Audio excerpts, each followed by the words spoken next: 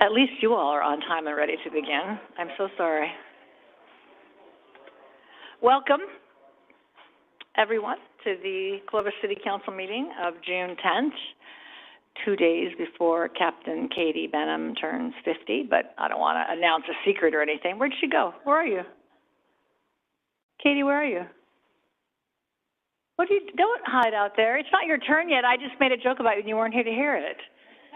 2 days before your birthday, so I want to just get you in the space, get you ready for this. So welcome to everybody for coming. We appreciate you being here. So I will call this meeting to order, and I will ask Mayor Pro Tem Wanatua to lead us in the flag salute. Would rise, joining from the flag. Ready, salute. Pledge allegiance to the flag of the United States of America and to the republic for which it stands, one nation, under God, indivisible, with liberty and justice for all. Thank you so much for that. Roll call, please. Yes. Councilmember Basco? Here. Councilmember Bessinger? Here. Councilmember Wanatua? Here. Councilmember Pierce? Here. And Mayor Ashbeck. I am here.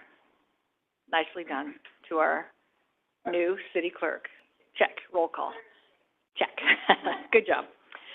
Our first item tonight is what brought most of you here, I think. I expect we were going to move this to the last agenda item on the meeting. Is that okay? That was a joke. I told Katie she said it was fine. She really didn't.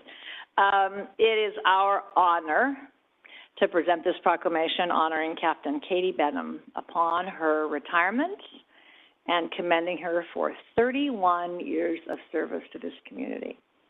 So if you want to come on down here and hang out with the chief, I'm going to ask Councilmember Basco to read the proclamation. It's very long, but it's 31 years worth of accomplishments in about 6 paragraphs. So, Matt. All right. Whereas Captain Katie Benham began her part-time career in 1993 as a police aide in the Records Division of the Clovis Police Department. In 1994, the department converted all the police aide positions to community service officers. In 1996, she was sponsored by the department to attend the Fresno City College Police Academy, class number 68.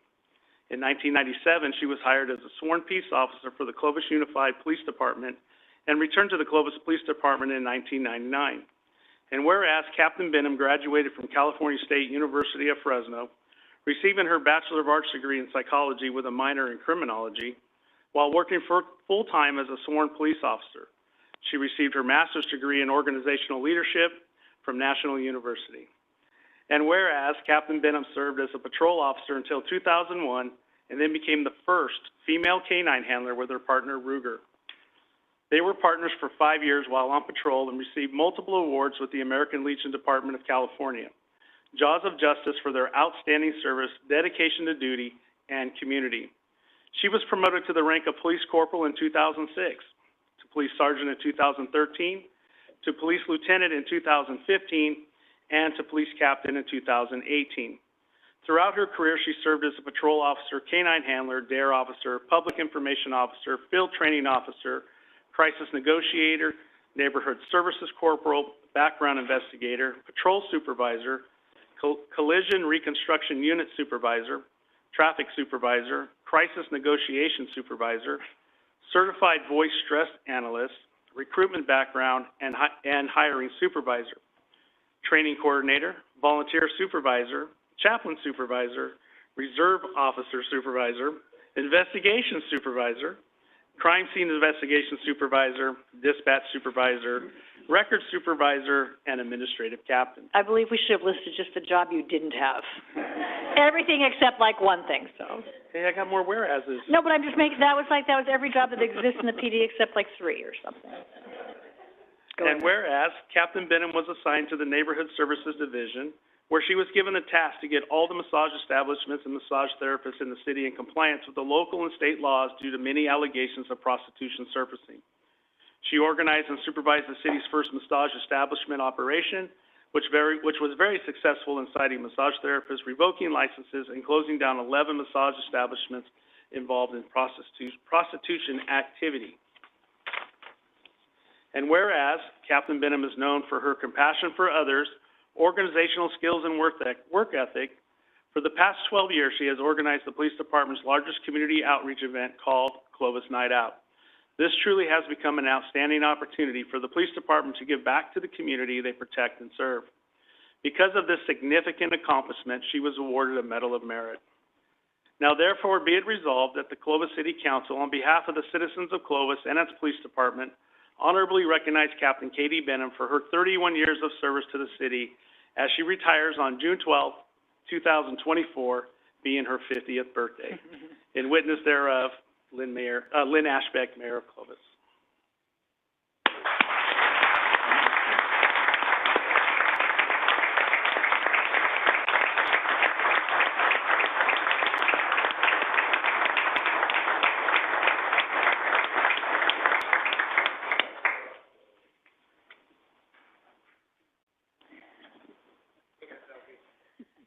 Chief, would you like to say something before Captain Benham might want to say something, or maybe she doesn't, I'm not sure. Yeah, we'll make her say something. We'll make her say something? You have 2 more days to make her do anything, so go ahead. It's okay. Well, good evening, mayors, members of City Council. I never thought I'd see you over here doing the whereases for Captain Benham, so pretty cool. So thank you for giving me the opportunity today to come and recognize Captain Benham and honor her for her retirement. Wednesday, we'll be finalizing her 31-year career, 26 of which have been as a sworn police officer. I'm going to have to modify this because Matt read half the stuff I'm going to talk about, so I'll do it on the fly. We're excited for Katie and her family to be enjoying her retirement, but also saddened at the same time. Lieutenant Cook, where you at? Retired? So just like 2 months ago, I was up here saying the same thing, and now I'm saying it again for another executive member of our command staff. Over the last 6 months, we lost half of our command staff. So anytime we lose, a member of our team that's in the executive staff, it's very hard to replace, and it's going to be challenging moving forward. Captain Benham's had an amazing career, getting to supervise what you've heard, almost everything in the department or work firsthand. However, I noticed that it omitted in that proclamation there, you didn't talk about her outstanding Olympic career, where she obtained 13 gold medals in just 3 Olympics in the Police Olympics for all different rodeo events. So pretty amazing at her young start to her career. I just learned that, so I thought it was pretty cool. And so throughout the years when I came over from Fresno, I didn't know much about the rodeo, never been to the rodeo. And this was my first-hand seat, along with her sister, teaching me everything about every event at the rodeo, why they do this, why they do that. So I thought that was pretty cool. One other thing, the proclamation you won't hear is what I'm going to miss about having Captain Benham around, and it's really her ability to organize, think outside the box, and really building relationships within the department and outside the department. And one of those examples was Clovis Night Out I was going to talk about. 13 years ago, a group of our officers got together. We were tasked with coming up with this event to replace the National Night Out, kind of our version. Katie ended up getting charged with kind of leading that. And it became so successful, she had to retire to get rid of it. So somebody else is now going to have to take it on. But something to kind of talk about the relationship aspect that I was talking about. So about 2 years ago, she was supervising neighborhood services and came across an application from a new company called Sky Dreams.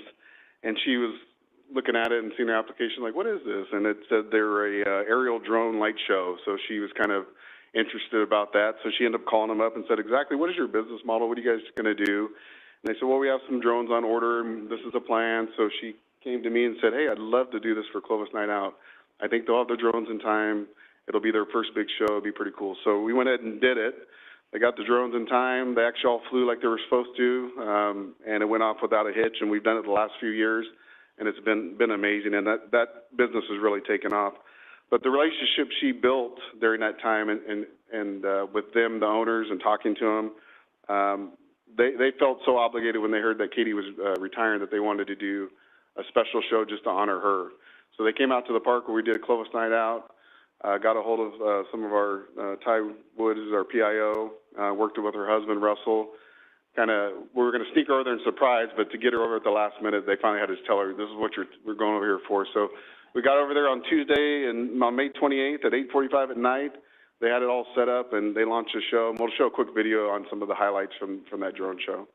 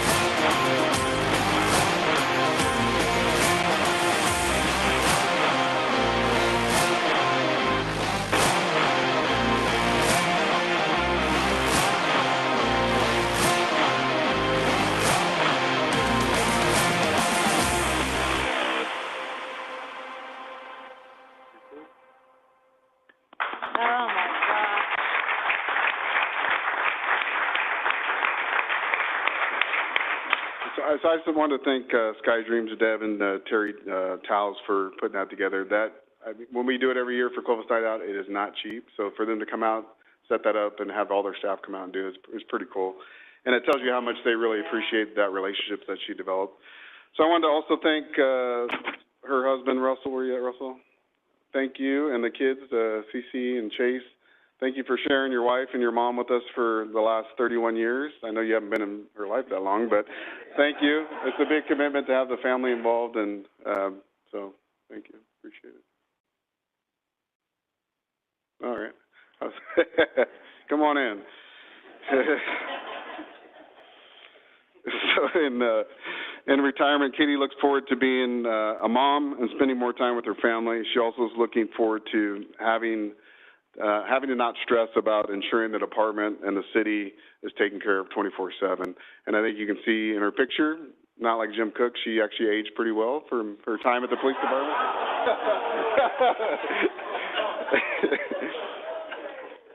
Sorry about that, Jim. So please join me in congratulating Captain Benham for her dedicated service to our community, as well as congratulating her on a successful career and a much-deserved retirement.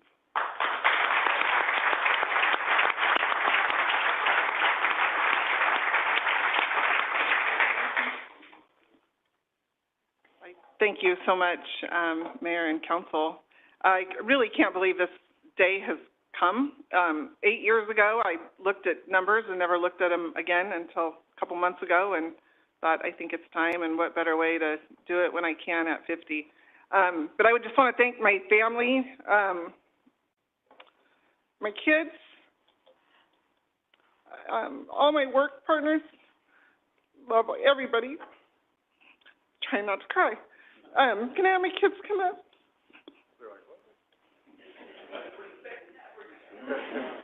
You're not doing a very good job on not crying, because now I'm crying too. So just a small token that I wanted to give my kids. When I promoted to a sergeant, I had the opportunity to select a badge number.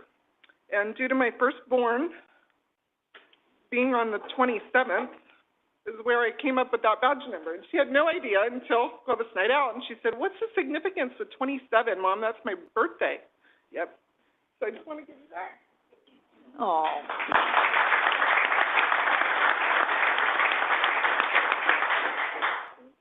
And this is my first police officer badge. So I want to hand you that.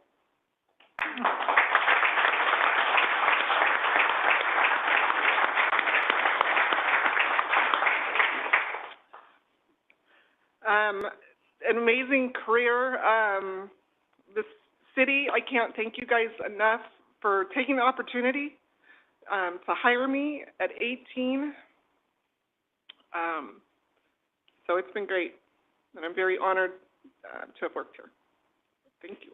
Thank you, Katie.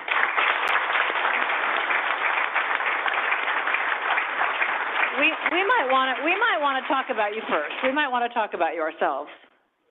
We might want to talk about you. Back over here. So go stand back. I also can tell you what to do for 2 more days. Yay.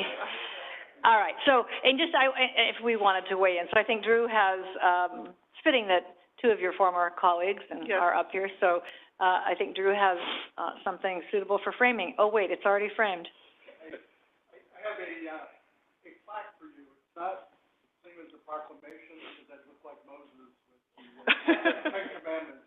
But on behalf of the city of Clovis, we had a wonderful plaque for you to put up in your ego wall that we all have at home as retired cops. We'll take the picture when we do. Okay. Thank you. You want to say anything else? Yeah, I have. I thought you did. I remember meeting you when you worked in records, and I remember Katie told me, I'm going to work for the FBI. And I thought, I believe she's going to do it.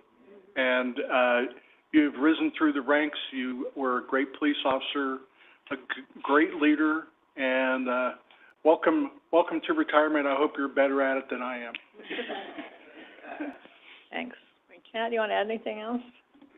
Well, now I'm going to get choked. We can't look at each other doing this. Okay, look over here, look over there somewhere. Jim Cook, stand up for me, would you?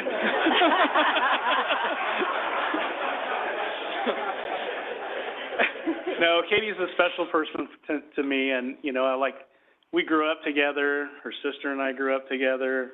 You know, I've known Katie since she was 8 years old, so it's pretty special to see her rise through the ranks of the police department, become successful.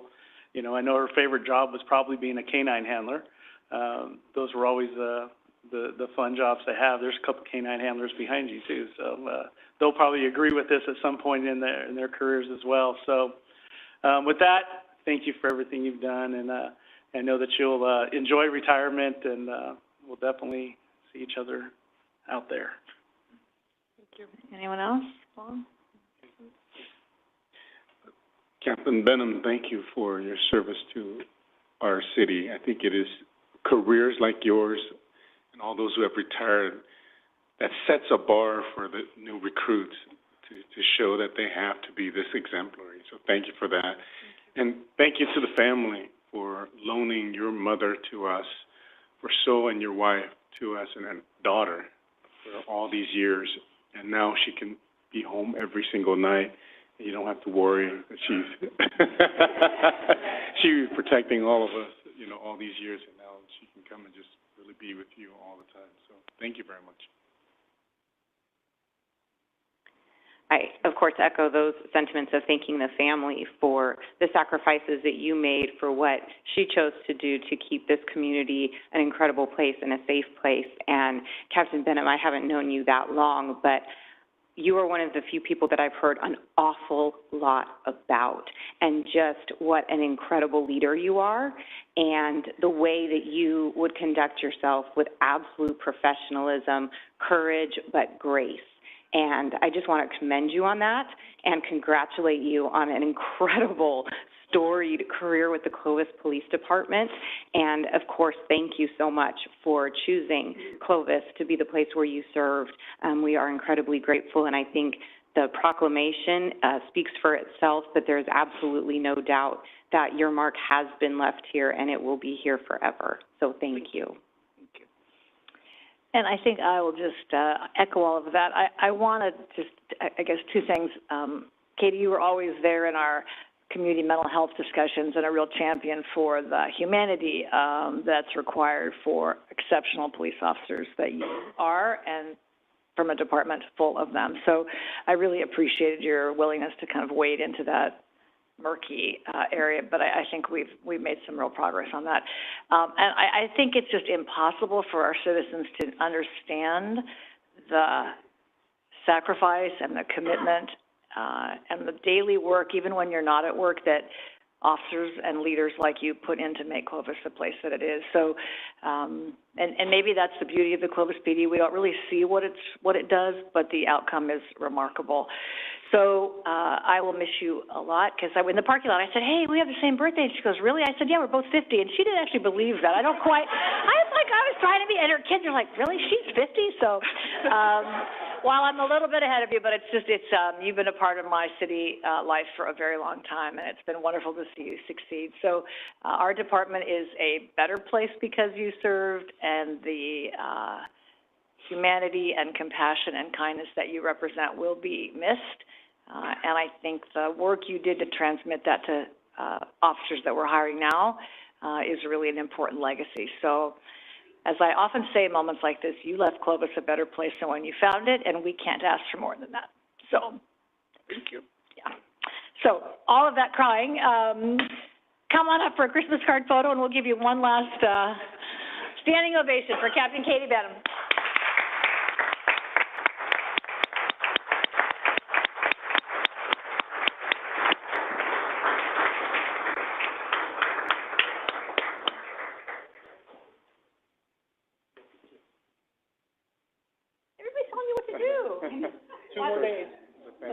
Your family want to join you? I'm sure they're thrilled. Come on, family. Come on up. Come on, family. Dad. Russell. Kids.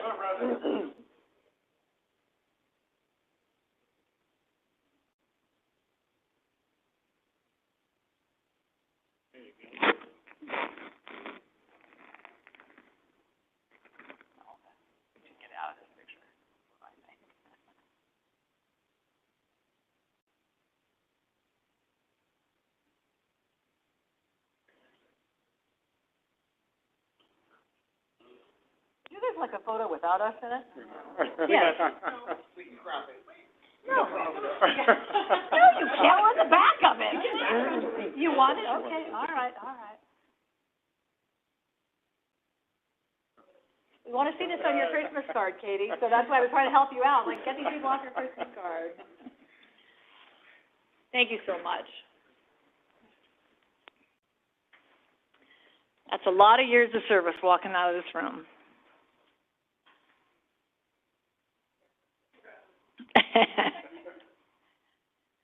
Thank you, and to all the officers and members of the team, thanks for coming. See you.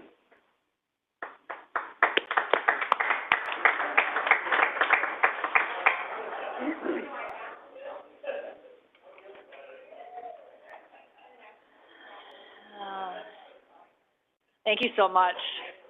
Take care.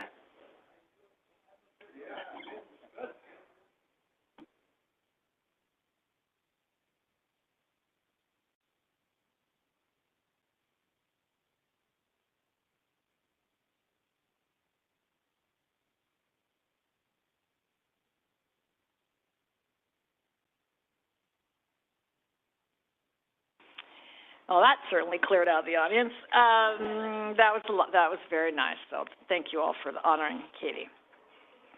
Next up are public comments. This is an opportunity for members of the public who have an item that is within our jurisdiction but not on our agenda to bring it forth at this moment. Is there anyone in the chambers with something that resembles that? Please, Chris. Well, I have 3 letters that I'm going to reference, but you are welcome to address this. And if I think if it's not what you should be talking about, I'll tell you to sit down.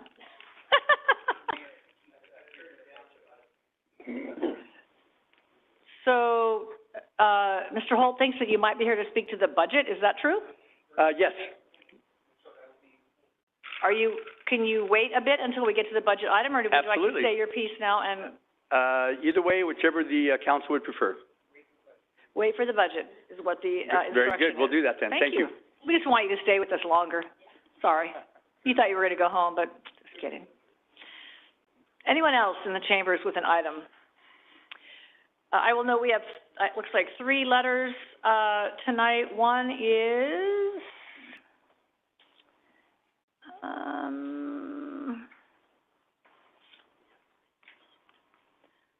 I'm just seeing this. So the first one is from Mr. Bill Scott, who will comment during the budget presentation also. Oh, all right. All right. Well, I was trying to get the gist of it since I'm just seeing it now. Okay, but we'll read this. So if you're here, oh, hi, thanks. So you'll say this in your public comment. Well then, okay, I will look forward to that. The second letter is regarding some questions about short-term rental policies in single-family neighborhoods. And the third is approval regarding the advocacy request on our agenda for the Homelessness, Drug Addiction, and Theft Reduction Act in support of that. So thank you for those letters on our dais up here today. Next up is ordinances and resolutions. With respect to the approval, the reading of the title shall be deemed a motion to waive a reading of the complete resolution or ordinance. Unless there is a request by a council member that the resolution or ordinance be read in full, further reading shall be deemed waived by unanimous consent of the council. The next item is consent calendar. These items are considered routine in nature. We act on them in one motion. Unless somebody from the council or public wishes to pull an item, we have a request from Mayor Pro Tem Wanatua to pull item number 4. Other council members wishing to pull any of the other items? Anyone in the audience wishing to pull any of those consent calendar items for more discussion? All right, seeing none, with that, I would entertain a motion to approve the consent calendar items number 2 through 12 with the exception of item number 4. Motion to approve consent calendar items 2, 3, 5, 6, 7, 8, 9, 10, 11, 12. Didn't I just say that? You did. Just kidding. Third. All right. There's a motion and a second to do what Councilmember Bessinger said, to approve those items. All those in favor signify by saying aye. Aye. Opposed? Motion carries. I just did want to point out really quick, I forgot. Item number 12 is about a dog park at Letterman Park, so somebody should be excited about that. So, anyway, I wanted to call that out. All right, item number 4 is adoption of the City of Clovis Citizen Participation Plan for the administration of the Community Development Block Grant Funds. Claudia and Chad, thank you. Do you want to ask your question specifically, or would you like to hear a report on the item? I don't need to hear a report. I'd just like to talk about the Citizens Advisory Committee.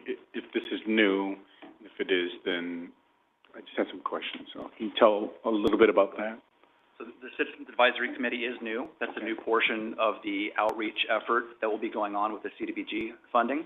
Claudia has put a lot of work into it, as well as her team. I'm going to let her share a little bit about how we came to this point and what that CAC will be doing. Thank you. I'm Claudia Cáceres, Housing Programs Manager for the City of Clovis.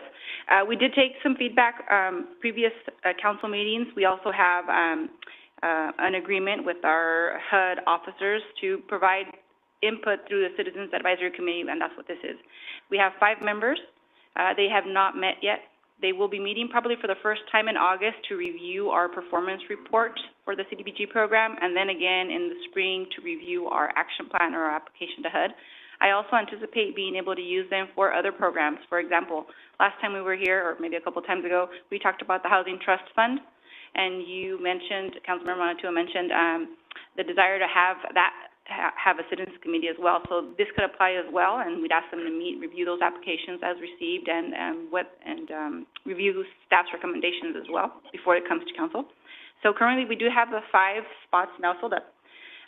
There's a lady by the name of Caitlin Wilcox. She's a recent college graduate and lives in Clovis. And she had previously attended a council meeting and expressed interest in becoming a more integral part of the review committee for community development projects. We also have a young lady by the name of Rosy Garcia. She's the daughter of the owner of Oaxaca Panaderia here in Clovis. She's really excited about giving us her views, mostly on the homeless. We also have Rich Mostert, who's the director of the Valley Community SBDC, to give us that economic development background. And Bonnie Audaz is a volunteer at the Senior Center who comes highly recommended by Amy Hant. And then we also have a gentleman by the name of Russ Harding. He's the Assistant Director of Student Services and School Attendance for Clovis Unified. And the way I come in contact with that office is through the Fresno Madera Continuum of Care. Him and his team are the representatives for the school district on the FMCOC. And they have all agreed to be on the Citizens Advisory Committee. And these are recommended by you to John, and John approves. That's what I read in here. Okay. And then and they will also be reviewing and approving sort of the proposals for allocations of funds? That's correct. I also see in here? Mm-hmm. Okay. But they serve 2-year terms, and is there a limit to their... Currently, we don't have a limit. We're open to suggestions if there is a desire for there to be a limit, but currently we would just, if they're still interested in reapplying after the 2 years, we would request city manager's approval of that. Okay. This is great. And I hope they also help with just outreach and have connections to kind of spread the word because I think you're a 1-person, 2-person shop only, and to get 5 more people to help, I think we can help spread the word and really concentrate on the census tracts that these funds are for. So I just wanted more details on that, and at first I thought it was a committee already started, and so but if it's something new, that's excellent. So thank you. That's all I have. Any other questions for staff on that? I might just comment. I think the Housing Trust Fund this group could morph into that. I might just say my advice would be start with what you chose them to do. I'm not sure the Housing Trust Fund is the same skill set as the CDC, that block grant thing, CDBG grant. So it may be a slightly different perspective, or maybe a chance for 5 more citizens to get involved in our community. So I just might stay on your mission for the moment and then see how the group comes together before you expand the scope, if that's okay. That'd be my advice. Yeah. All right. Thanks. Thank you for that. Anyone from the audience wishing to comment on this Citizens Advisory Committee for the block grants. My brain used to work a lot faster than it does. I don't know how, those letters have never worked for me. All right, I'll bring it back to the council and entertain a motion to, on item number 4, the consent calendar. I'll make a motion to approve consent item number 4. Second. There's a motion second. Is there any other discussion on item number 4? All those in favor signify by saying aye. Aye. Opposed, motion carries. Thank you to you both. All right, item 13 tonight. These are public hearings. They're open consideration of items that are in the purview of the City Council, the City of Clovis. The first is consider approval 2024-2025 City of Clovis annual budget, 5-year capital improvement program, and information regarding the Clovis successor agency. This is continued from the May 20th, 24 meetings. We've had a couple of meetings talking about each of the departments and their needs and their gaps and what they worry about, and so we've had a chance to digest all of that, and it brings us to tonight. So with that, I'll turn it over to John. John. Thank you. I'll go ahead and cover it. Do you have any difficult questions? I'm going to pull Jay and Andy up toward the hard ones. As the mayor indicated, this item was introduced on May 13th and continued to May 20th, and we're continuing it to this evening, June 10th, and the recommendation this evening is for the City Council to adopt the budget tonight. Going back approximately 3 months ago, almost to the day, staff presented the 5-year forecast, and if you recall, the 5-year forecast demonstrated that expenses were growing faster than revenues, and if we extrapolated out over the 5-year period and did nothing about it, we'd end up in year 5 with about a $14.4 million deficit in the general fund. I'm just talking the general fund right here. From the 5-year forecast, some of the highlights, as I indicated, we're seeing an accelerated pace of citywide expenditure growth, primarily driven by inflation.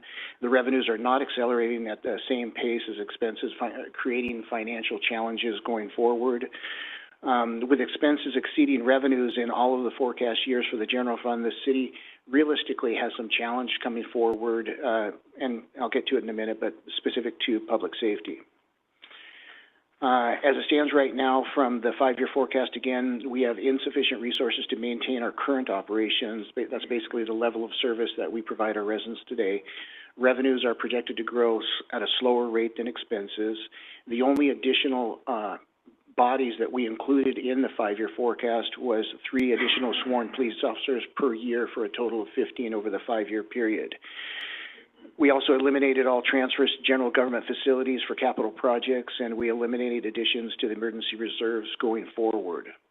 This is a general fund, just a visual showing, if you recall a couple slides back, it demonstrated about a $14.4 million general fund deficit in year 5. This chart right here just shows the red being the expenses and the green being the revenues, and the 5-year forecast, the gap between the red and the green drives out the $14.4 million deficit. Now, shifting into the 24-25 budget, we have a $359 million budget that we're recommending, divided up as you can see in the pie chart there. Of the $359 million, it's balanced with current revenues and available reserves, broken down in a couple pieces, $305 million for operating expenses and $54 million in capital projects. Now, focusing down further from the total 359, if you take a look at the general fund budget, which is $111 million, of which $85 million is considered discretionary, meaning that you have discretion over how those monies are spent. 87% of that $85 million is funding dedicated to public safety, and I'll show you a chart in a minute. And just a reminder that sales and property tax make up 82% of the total general fund discretionary revenues. Again, expenses are growing faster than revenues. Emergency reserve, we were able to maintain it at approximately $22 million or 20% of total expenditures. We have $1 million in unreserved general fund balance there for a pop-up should an unknown expense come up, we could deal with it. That being said, we have no funds available for investments in deferred maintenance or to add to the emergency reserve, and limited fleet replacement. This is just a visual of the general fund discretionary revenues and spending. On the left in the green, you're going to see the revenues of the $85 million, just went off by itself. 82% of the total, comes from property tax and sales tax, and then off to the right with the expenses, 87% of the total goes to police and fire, 60-27, as you can see. A couple charts that you have seen before. This is for the Clovis Fire Department, the Clovis population versus response times, with the population being the red bars and the blue line being the response time. This goes from 2012 to 2023. You can see there's a pretty direct correlation between the increase in population and the increase in our response time, with a department benchmark being at 6 minutes and 30 seconds. We're currently at approximately 6 minutes and 40 seconds. Continuing on with the fire department, with the population compared to sworn staff by year, in the blue line, you're going to see the population growth. And this chart goes from 2006 to 2024. We went from 90,000 to 125,000, so we've seen approximately a 40% increase in the population between 2006 and 2024. And then as far as the number of sworn personnel, you can see that in 2024, we have basically the same number that we had in 2006. Some of the things that were not approved in the fire department was the addition of a second deputy chief, primarily for succession planning, and the other big one was going to be a replacement of a water tender at about a $600,000 that was due to replace the 2003 water tender replacement. Some of the solutions that were offered during the fire presentation as far as reducing delivery times that were not funded. Solution number one was the creation of squads. This would be 2 persons per station that would primarily respond to EMS calls, and that would be to staff it for a station. It would be 6 bodies. The initial setup would be about $1.5 million, and it would be $1.25 million annually thereafter. And that would be for 1 squad in 1 station, and the fire department would determine where the placement of that would make the most sense. The other solution offered by the police department was to expedite the opening of Fire Station 7, which is in Heritage Grove, to be fast-tracked instead of, it's likely, if in normal circumstances, it would be planned in about approximately 10 years, and if we were to fast-track that to 5 years, we'd see an increased level of service to the growth area, which is the Heritage Grove. Switching over to the police department, staffing and population, a similar chart. In this case, this goes from 2006 to 2024, same population, 90,000 to 125,000. So we've seen a 40% increase in population, and similar to the fire department, you can see that we're operating at approximately the same number of sworn personnel in 2024 that we had in 2007-8. How has the police department done it? Basically provided the level of service that we have with 40% more people to serve with the same number of officers. Basically, a lot of their proactive operations, the preventive stuff, have been eliminated. And this is just a list of key areas that were reduced and or eliminated. Proactive operations with overtime running at approximately 220%. Gangs, narcotics, the SET team, investigations, the traffic unit for a city of 25 square miles, 125,000 people. We have 3 traffic officers for the entire city. Promotional positions, succession planning, the ACT, which is the adult compliance team, the FBI task force, and several of our youth-related programs such as DARE, PAL, and the youth diversion. If you recall, in November of 2021, the police chief presented a study that was done talking about the needs for the police department, which eventually led to the Citizens Advisory Committee. I won't go into a lot of details, but from that November presentation, I recommended 32 officers and 8 CSOs. There would be a 5-year need of an additional 18 officers with a financial impact of about $9.2 million annually going forward. Current crime trends in the city of Clovis. This is just a few of them. Across the region, we're seeing an increase in crime in the city of Clovis. In 2023, there were nearly 800 robberies and burglaries and over 250 car thefts. A few of the categories here, you can see that quality of life between, as far as calls for service, quality of life between 2021 and 2023. We've seen basically a 24% increase. Crimes against persons, same 21 versus 23, about a 19% increase. And as far as mental health calls for service between 21 and 23, we've seen about a 15% increase. I know it says 10, but there was a typo in there. There's about a 15% increase. Some of the requests that the police department had that were not approved were pretty much all the additional positions that the chief did request. Again, he has two things that are in there. One is going to be the 3 sworn positions that were added to the budget, and we received a grant for an additional 5 officers. With that, I'm going to turn it over to Andy to talk about the community input, and then I'll wrap it up at the end. But I do want to mention something. We've never done the amount of outreach for this budget than we've ever done before. And I want Andy to go over it and just highlight the results. Thanks, John. Yeah, the community input that we sought during this entire budget process was new for us and was a great experience. We did 3 different surveys, and of the most recent survey, which we've been reporting on to council over the budget cycle time, we've had over 800 respondents and 420 plus comments. In addition, we've done special events like coffee with the chiefs and community presentations. Gotta get used to presenting from down here again. This bar chart has changed virtually little compared to when it was first shown to you, but it's showing the highest priority in the city is keeping public areas safe and clean and maintaining our 911 emergency, medical, police, and fire response times. That being said, almost all items stayed relatively high as being very important. This is a summary of the comments I received. Safety was the overwhelming top priority, and items that are in red are updated from the last time you've seen this. So the comments that were received since then didn't change the general tone.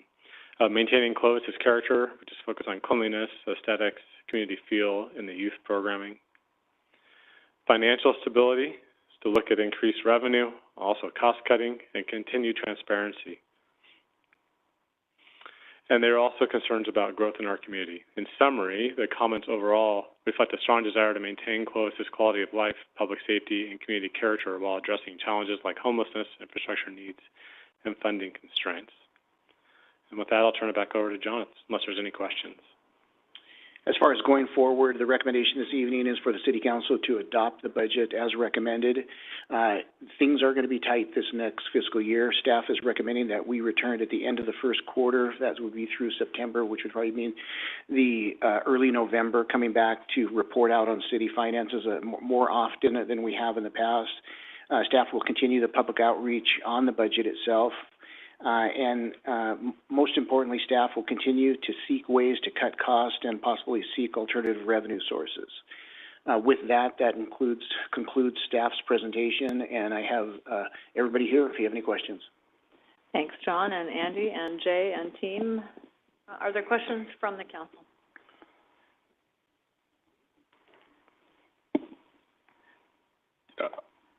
What we heard tonight, and I think during the budget presentations, I appreciate it all, but I think what I wanted to hear more from is what are all the needs from what was not funded in all the other departments.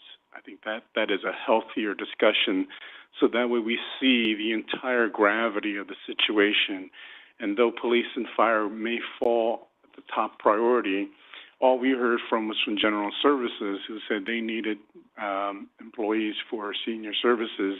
And you look at the number of employees they have 3 to take care of the entire senior services.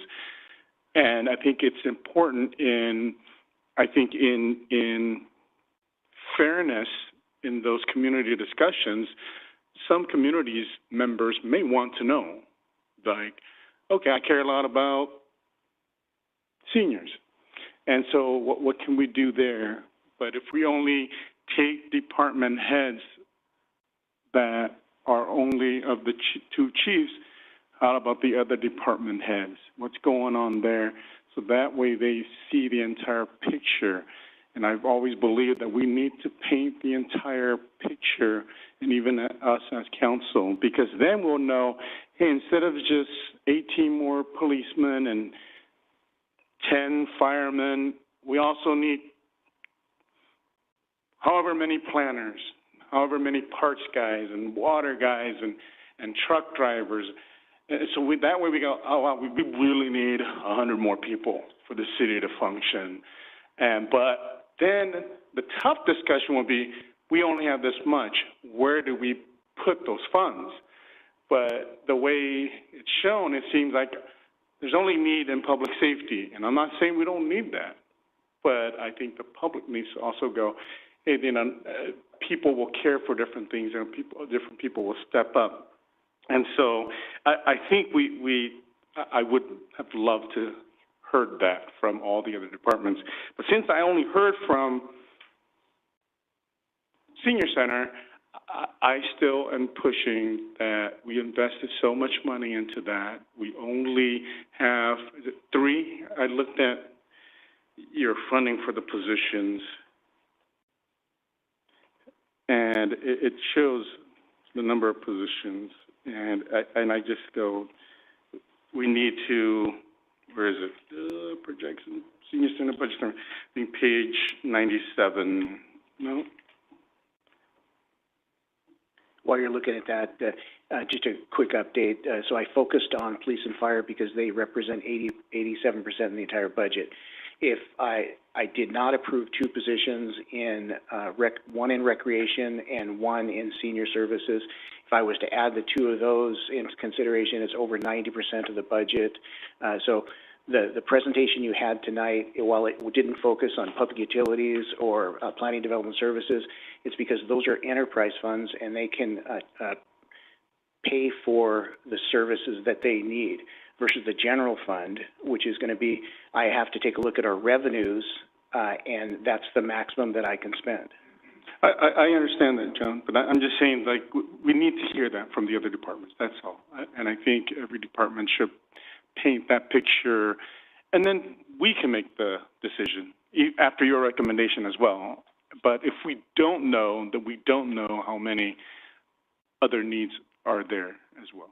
And so I think this also falls in line with what the mayor recommended last year. If the discussion started in January, then we could sort of hash it out a little bit more with the departments and have us understand deeper, so that way when the presentation comes in May, I will be very honest, when the budget comes to us and it's already in the book and it's completed, it makes a public official, it makes it very difficult to ask the staff to go reprint the book because I wanted this number changed.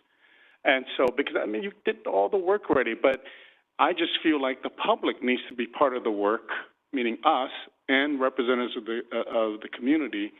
And so to look at it and go, okay, you know, parks, what are we hearing? What do we think up here? We're connected with the community. So that's hopefully, Mayor, your request next year we can work that into the process for next year. I think that is very, very important. And so I wanted to just add that in. But I see, you know, 3.8, and so I'm looking at it.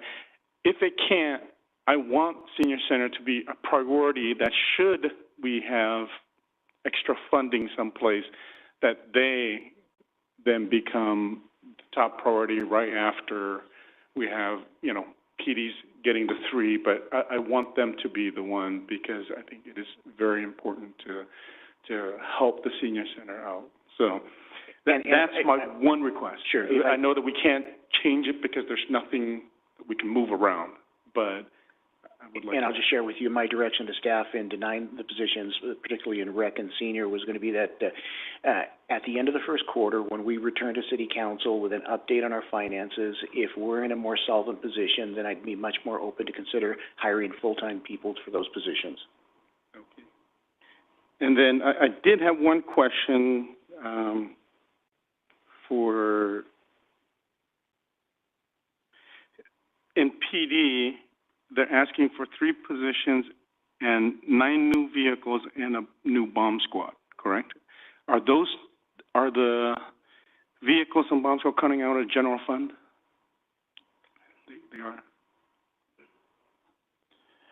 So the fleet replacement charges are currently from the general fund. So We have reseeded the fleet fund with a majority of the public safety vehicle dollars, and we have annual contributions right now to replace those vehicles. They are limited and are not of the level that is necessary for the long-term replacement of fleet vehicles and public safety, but right now those monies are being transferred to fleet in the form of general service charges or fleet replacement charges for those type of ongoing every year items. In this case, it's normally 15 PD vehicles. Chief has decided that the bomb vehicle is more important than the cars, and so we lowered the cars to 9 so that we could fund the bomb. Okay. And just so that I understand, but also, those funds cannot go to personnel because it's fleet funds. Is that correct? Yes, so those funds are being transferred to fleet for fleet replacement. They are coming from the general fund, but they are specific for fleet and they are for public safety. So am I understanding that if we did 7 cars, then there'll be however many thousand more in general fund to be used as elsewhere? In theory? Yes, in theory, there would be more funding available in the general fund for another purpose. It goes against the funding idea that public safety vehicles are going to be funded again versus complete financing pay-as-you-go type scenario, which is the model we're desperately trying to get away from in an interest rate environment. But yes, that is a consideration of one to the other. But in my mind, you're either funding the fleet program for public safety or you're not. Yeah. Okay. I just wanted to understand. Thank you, Jim. Thanks, Vaughn. Drew? Thank you. To Vaughn's point, I think in the future, when we're having conversations about the budget, when we're discussing it with the citizens, because you're going to have well-meaning folks say, well, why don't you just cut the rec program? Well, if they know how small the rec program is, they would probably be shocked. And how few employees we have at the senior center, they would probably be stunned. The fact that we're able to do what we do with volunteers. We did the vehicle cutbacks when we extended our fleet, and we had vehicles that had over 100,000 miles on them. And when we had to play catch up, it cost us a lot of money because we had vehicles that had to get off the road. And so we run into those things. And when people, and I did see a comment in one of the public comments we got in writing about cutting the city council's salary. We didn't take a raise this year. We forego the raise because we all knew what was coming. And for us to take a raise was, in my mind, not the right thing to do. We need to set the example. So there are areas that we can certainly cut, but when we did that last time, the draconian measures, when we did it last time, and you can see that most of it we still haven't recovered from. So, and so we're going to have to make some choices. Eventually, it's going to be, these are the things that we no longer do. And people are going to say, that's not the Clovis I moved here for. I understand. But the reality of it is there's only so much money, and we need to be able to do the priority things. And that's unfortunate. Thanks, Drew. Fed? Also to Vong's point about the positions that were not approved, I think there's a couple reasons why it's important for the public to be fully aware of all of that. And number one is kind of, as he indicated, the severity of the budget constraints that we're under. I think it's important for people because it would be very easy to kind of look at the public presentations and think, well, hey, they're doing all right, okay. No other positions, but they made it work. They did a good job. And while that is true to the extent of having to deal with all of that, I think having an understanding of what didn't make the cut is also very important for people to understand the totality of the situation that we're in. But secondly, I also think it's important to have an understanding that as all of these economic conditions fluctuate and change as we move through this next fiscal year, should something come back and we have additional revenues, that would also give us an ability to have kind of a prioritized waiting list, so to speak, of, okay, here are the things that we knew we needed going into this fiscal year that we didn't have the revenue for, but now we're moving into a phase where we can start looking at some of those things. But at this point, as Vong pointed out, we only heard that really from general services. And so it's not really fair to the other departments, in my estimation, to think that they didn't have any of those. And so we would move forward with general services without actually knowing what the other needs might actually be that we could be considering as we move forward. And secondly, I think kind of on the process point of how we do this, I completely agree that we need to start the process sooner so that we can have more participation and understanding of kind of the nuts and bolts of how it's all going together. But I also think that's important because, as you noted, you did an incredible amount of community outreach, and that is commendable, and I think we've seen the benefit from that of having the community engaged in the process at this point. But I also think that a more kind of workshop-oriented ability for people to truly understand even a lot of the internal parts of the budget and the process, just the difference between general fund and enterprise funds. And even within the general fund, there's discretionary and non-discretionary, and the different ways that the city budget works in terms of what we actually have some measure of control over, what we can not approve because there's no revenues for it, versus things that are already built in to the system, like salaries and benefits and things like that, that we don't have the same kind of control and wiggle room to deal with when things get tight. I think that would be very beneficial just from a kind of bigger picture opportunity. And I think that would be good in a sense for us as a council as well, to kind of have that laid out over a longer period where we're able to digest smaller parts of it as we go. Because again, once we have the printed, bound budget book, it's very difficult to go back in with a fine-tooth comb or anything else and try and parse things out and understand where we could maneuver anything.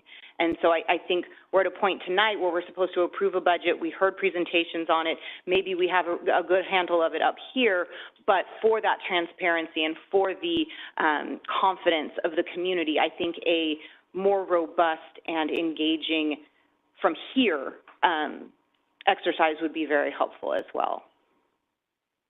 Thanks, Diane. Matt, any comments?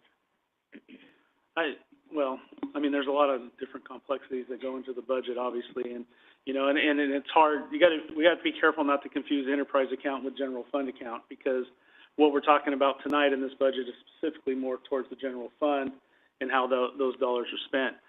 I will say that I think the city has done a great job, as our employees here, of lining out just how dire the situation could be going forward.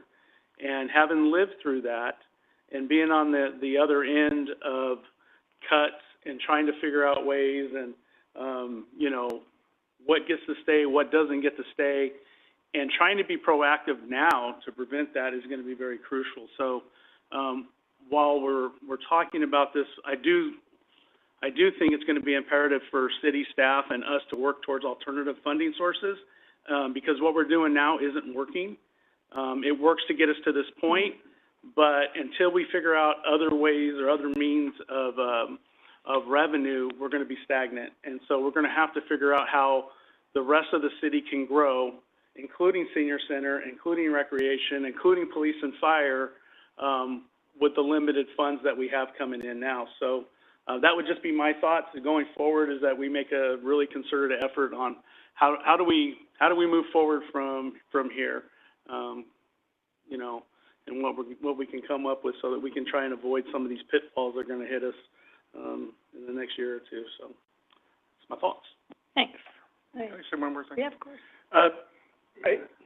I would like to point out to the citizens that they should be proud of how this city dealt with the recession back in 2006.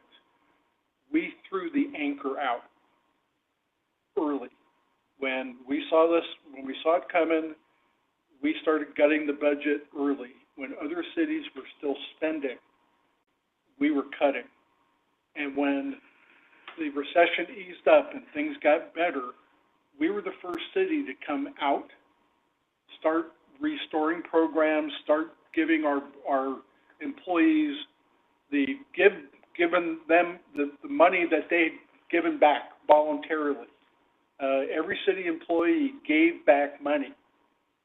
There wasn't any complaining. You didn't see us on the front page of the Fresno Bee. We didn't wring our hands and whine. We saw the numbers and we said, okay, we need to save the ship. And hopefully things don't get that dire, but we've done it before. We can do it again. We just there needs to be a level of trust. Can I just complete with my thought? You know, what I want is a clear picture, because, and I'm going to go back to seniors. If you look at the numbers, 379,000 they're serving. They're projecting to serve over 500,000, and 3 staff members. So in other words, to paint that, I want to hear it in rec. I want to hear it from the seniors. And so that way we can then prioritize. But we need to hear it. But if we don't hear it, or if there's not a culture of, hey, you can say it, bring it, let us know. And so that way, that's what I want. That's all I want. So that way, it may still be where, no, sorry. Yeah. But at least it needs to be a culture in which the council now is inviting. Bring it forward. Let us hear it. Let us discuss it. And what services are you now not going to do because of the lack of staffing? And I think that's important to hear. What programs are we not going to do? And same thing if enterprise funds are in difficulty, or transit funds are in difficulty. We need to hear all those things that we may be not providing the citizens of Clovis. And so that's really my overarching request moving forward with regards to budgets. So I'll stop. I don't have much else to add. I think, Mr. Scott, your letter, I was trying to read it, is really, there's some really excellent points. And your point about when we talk about what to do, we're not talking a lot about what to cut, right, or how we can save. And that's probably on us. I think we've had that conversation for a pretty long time. And so that's sort of like, okay, we've gotten really everything out of our budget that we can until we stop doing the things people love about living in the city of Clovis. That's where we're going to, that's the tension. And to the chief's PowerPoint slide, when I said last year we're about out of runway, we're about out of runway. And so I think that's sort of where that's the tension that you hear. I think what's so hard is this is not going to sound at all correct. It's a little bit like we shouldn't have built a senior center if we can't staff it. And I know that's not exactly right, but we owe it to the citizens. We spend a lot of money on the senior center. It's the best in the state. And if it needs 2 more staff people, that seems pretty fundamental to me. So I hear you, John, that right now it doesn't quite add up, but I'm not so sure that deferred maintenance is a balanced budget strategy. This building, I hear you say all the time, this building is 50 years old. Probably by the grace of God, the fact that it hasn't fallen down. But we don't have any money to make it better. So I think that's where we're running out of runway. We just can't, we're never going to find that sort of to reconcile those two things. And that, I think, is our challenge. I do agree with Vong that hearing all the things we're not doing is as important as the things we are doing. And so I really want to reinforce the idea that when we do the calendar for next year, we should start in January. I know that citizens, budget advisory committees, or you hear me say that and you all just roll your eyes, but it's an old idea in cities, I think, where you engage citizens in the actual planning. It worked in police. It worked with our police commission. I think it's great when 30 people understand the budget as well as we do. That's not a bad thing. So I totally think next year we need to get our calendar squared away, that we start in January, because I can remember 2 things. Matt specifically asked for money on the rec. We could invest in our kids, so there's that. I don't think that got reflected in here at all. The senior position, we said last time it was super important. I don't think it got reflected in here at all, and maybe it will at the end of the first quarter. I just think that's the opportunity we have to make this a little more robust, and then we need to work on the revenue. So it's kind of a two-part equation for sure. But I appreciate your comments in your letter that I read quickly. I'd like to read it more thoroughly, but I kind of think I got the gist of what you were saying. I would also say, I ask this every year, and I know the answer is no, but I hate no. I don't do no as an answer very well. I don't know what difference it would make. We are building houses, and people want to live in our community. We pay them. We cover the cost of the services to those people the minute they move in our neighborhood. Yeah, that's how it works. But we don't collect their property tax for 18 to 24 months. Is that right? Why is that an immovable object? I don't know if it would matter, but a little more revenue sooner doesn't seem like a bad idea. are we just accepting the inevitable, or is there any way to move that, or no? Realistically, no. I hate no. I don't do no. Well, realistically, yes. Okay, good. There you go. Renee, what's your coffee cup say? Start with yes. Okay, yes and. But it's just the challenge associated with, when you move into a new home, it hits the tax rolls, and it's about, 12 to 18 months before the city begins to receive revenues from that new home.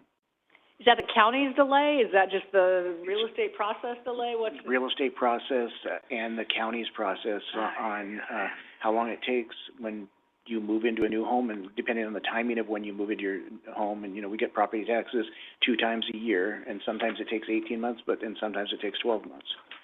Well, I'll just keep saying, I think that's an arcane, process, but, all right. So you've heard our thoughts. Let's open the public portion and invite the citizens to comment on this budget, or what matters to you, or thoughts that you have at this point. So I'd welcome public comment.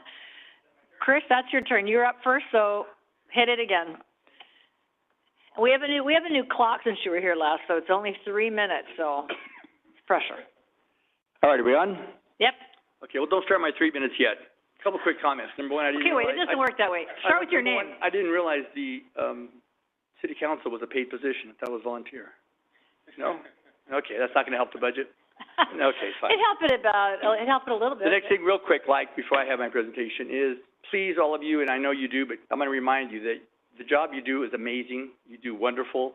When I was on the school board for 12 years, we did the best we could with what we had. And we were elected to represent the community. You guys are elected to represent us. So you can't always get all the answers from everybody and everything you want to hear. Your job is to do the right thing.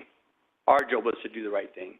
And sometimes that has to just be without consideration, or even with consideration, but the tough decisions have to be made anyway. So I just hope you keep that in mind. You're elected to represent us. We, the people out here, are taking our kids to soccer clubs. We're soccer, going grocery shopping, and we have jobs. We expect you to do your part. The community expected us to do our part. So just keep doing what you're doing. You're doing amazing work. Thanks, Chris. You have a minute, 47 seconds left. All those nice things, still you still have a minute. Mayor 45. Aspect, City Council members, members of the City of Clovis. My name is Chris Casado. I've lived here and been a member of the community for over 50 years, served on the Clovis Unified School Board for 12 years, and recently was asked to chair the Citizens Advisory Committee. At every stage of being involved with this community, one theme has always been echoed and at the forefront of the minds of our community, and that was the security and safety of our families, our neighborhoods, and our neighbors. At the Advisory Committee, we were asked to evaluate the need for manning the Clovis City Police Department. The results of these meetings found the following. Number one, a majority of our committee did not feel that the current Clovis Police Department staffing and funding were adequate for Clovis to remain the safest city in the valley. We can see this as our police force resources were strained with increases of thefts, drug issues, and crime that has increased. Secondly, a majority of our advisory committee also agreed that the additional sworn police officers were needed. Thirdly, the majority of our community agreed that additional funding was needed for the police department to address these community concerns. My understanding is both police and fire have approximately the same number of sworn officers today as they had 15 years ago, which has led to an increase in response times and at times not being able to respond to calls at all. I know from the pulse of our community that our citizens do not want to compromise the safety and well-being of our neighborhoods, of our neighbors, and of our families, and that safety is of the highest concern. Clovis must remain safe and comfortable community to live in and to raise our families. I'm recommending that you direct your staff to look into pursuing alternative revenue sources for public safety. Please tailor, of course, as you see fit. And I'm always available to help and contribute to your efforts and to our community as needed. Thank you all for what you do every day. That's it. Thank you, Chris, and thank you for your service to the school board as well. Thank you. Others to comment on our budget? LaDonna and then Mr. Scott. Hello. Hello. I'm LaDonna Snow. I have been a resident of Clovis now 40 years this month. I've seen a lot of good. I've seen some bad. Right now, we're going down a path that we don't want to go down, and we're going to have to make some changes.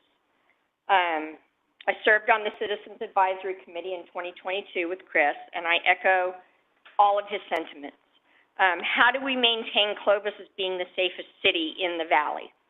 Crime is not acceptable, and it does not have to be a way of life here. Done. We need to refill positions that have been eliminated. We've removed police officers from specialty positions to put everybody we could out on patrol. We need to get those positions refilled so that we can have juvenile services, the DARE program, stranger danger, PAL, Explorer programs, and domestic violence intervention. We're missing out on these things to help the citizens within our community. I said on the housing element, the state forces us to build homes here whether we want to or not. That increases our population and the need for more services.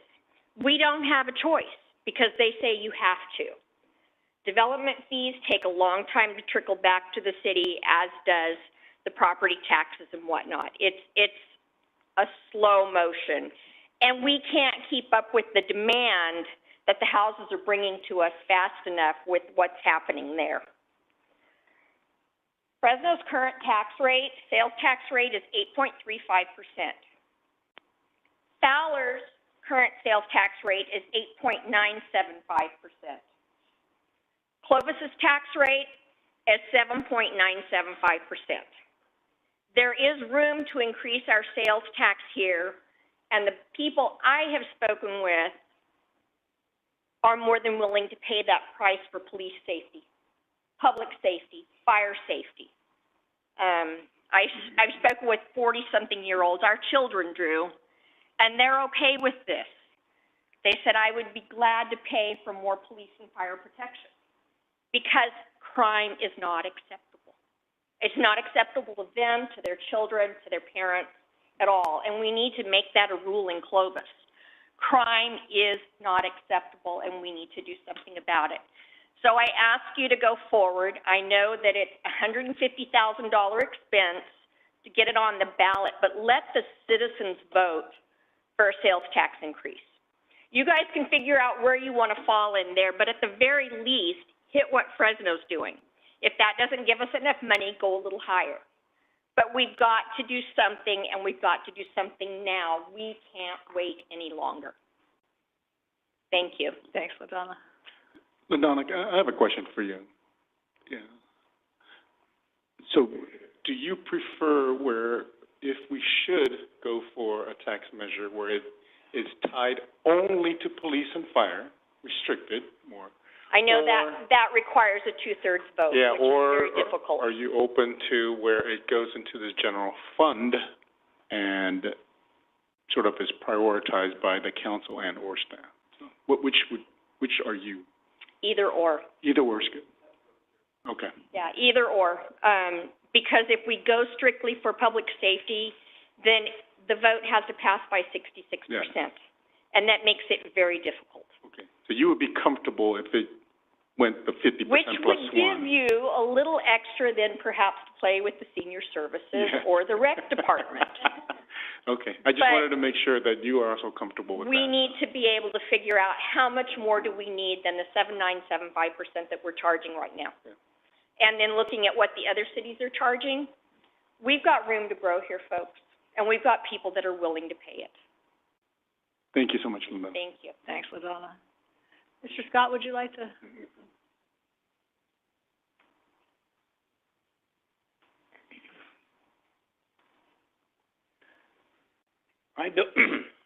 I'm Bill Scott. I live at 341 Evergreen. I've been in Clovis since 1979. I sent you a letter with some of my concerns. Overall, I'm happy about living in Clovis. I have no reason to be upset with any of you. I've only had contact with Diane Pierce and John Holt. John was very generous with his valuable time, sent me an informative letter, and I've had a couple of short conversations with Diane. I've also read her commentary that will soon be published in the Clovis Times. Both of you seem very competent and sincerely attempting to do the right thing, and I have no reason to think any less of the rest of you. However, all of you have a government mindset. I have a private sector mindset. Throughout your budget are charts showing you have spent, what you have spent the last year, what you're spending this year, and what you propose to spend next year. For salaries and wages, there's a lot of increases that are approximately 10% per year.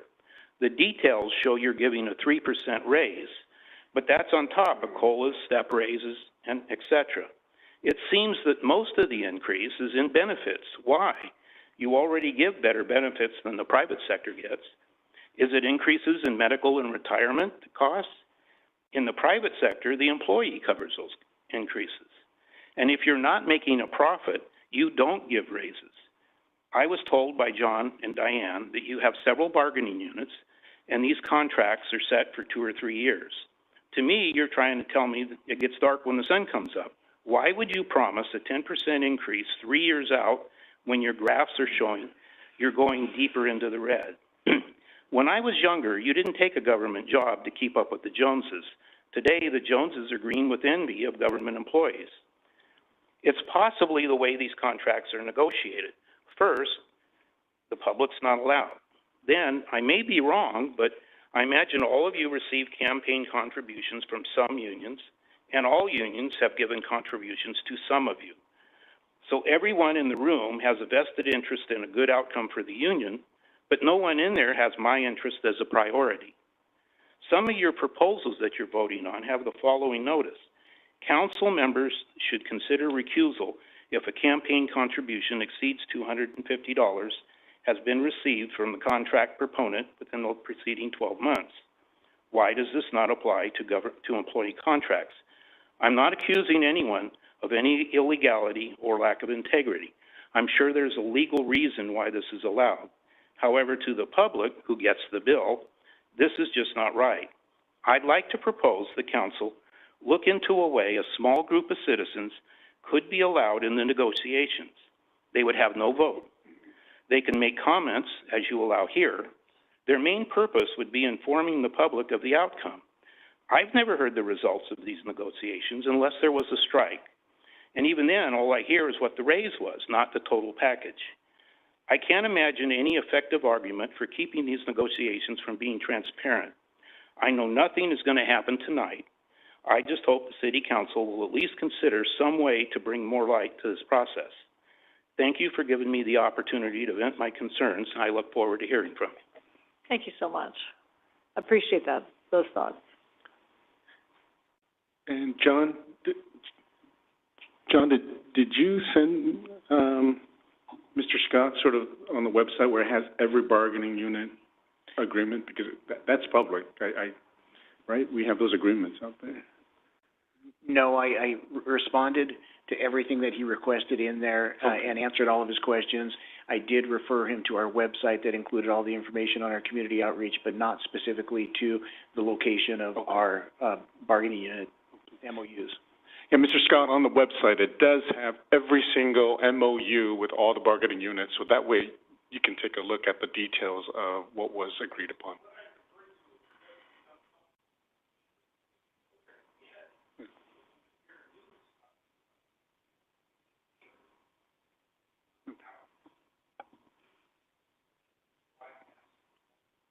Okay, thank you.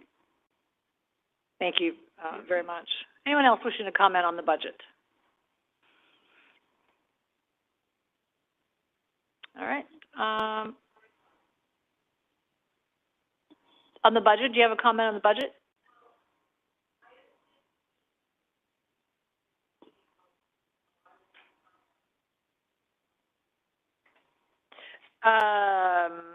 Well, 16 is the asking the council to support that ballot initiative.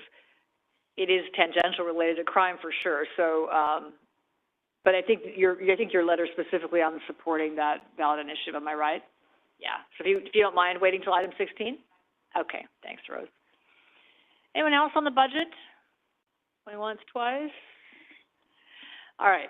Thank you for the comments and your comments along the way. Appreciate that. We'll bring it back to the council. We've already kind of weighed in early, I guess. I'm not sure why we did that, but we did. Any other additional comments?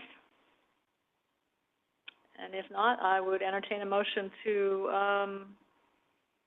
approve the 2024-25 City of Clovis Annual Budget, Capital Improvement Program, and the Clovis Successor Agency. You took the words out of my mouth. I thought I would, because I can read. Motion to approve, item 13. Thanks, Drew. I'd like to add something to that, though. Along with that, Is there a second, or are you going to amend the motion? I want to amend the motion. All right, go ahead. Also in that motion to, have staff seek alternative revenue sources. So while we're approving this budget, we're actually asking our staff to continue to go out and look for other ways and means, to help fund future, projects or events, or sales taxes, or whatever it may be. Can we make that in a separate motion? Yeah, I want to look to the city attorney on that. Is that an amendment? Is that something different? Do you have advice on amending the budget motion or making that a separate motion, Scott?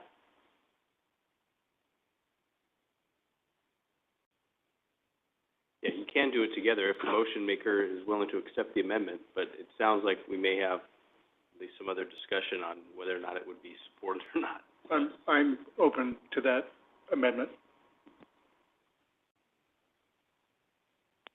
I think it's a little ahead of the conversation, but I might be confused on that. I hear you. I hear you. So there's a motion, and there's a request to amend the motion, and the motion maker accepts that. Do we need to restate the motion? The restated motion is to approve the annual budget as stated and direct staff to pursue alternative revenue sources. Correct. Your motion plus direct staff to pursue. That is the motion. And is there a second to that motion? I assume that would be you. Second. Okay, is there any other discussion on that motion?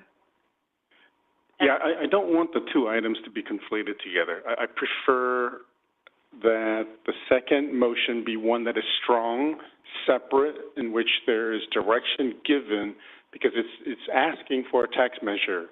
And so let's not blend it into what we're having to do tonight. We just approve the budget.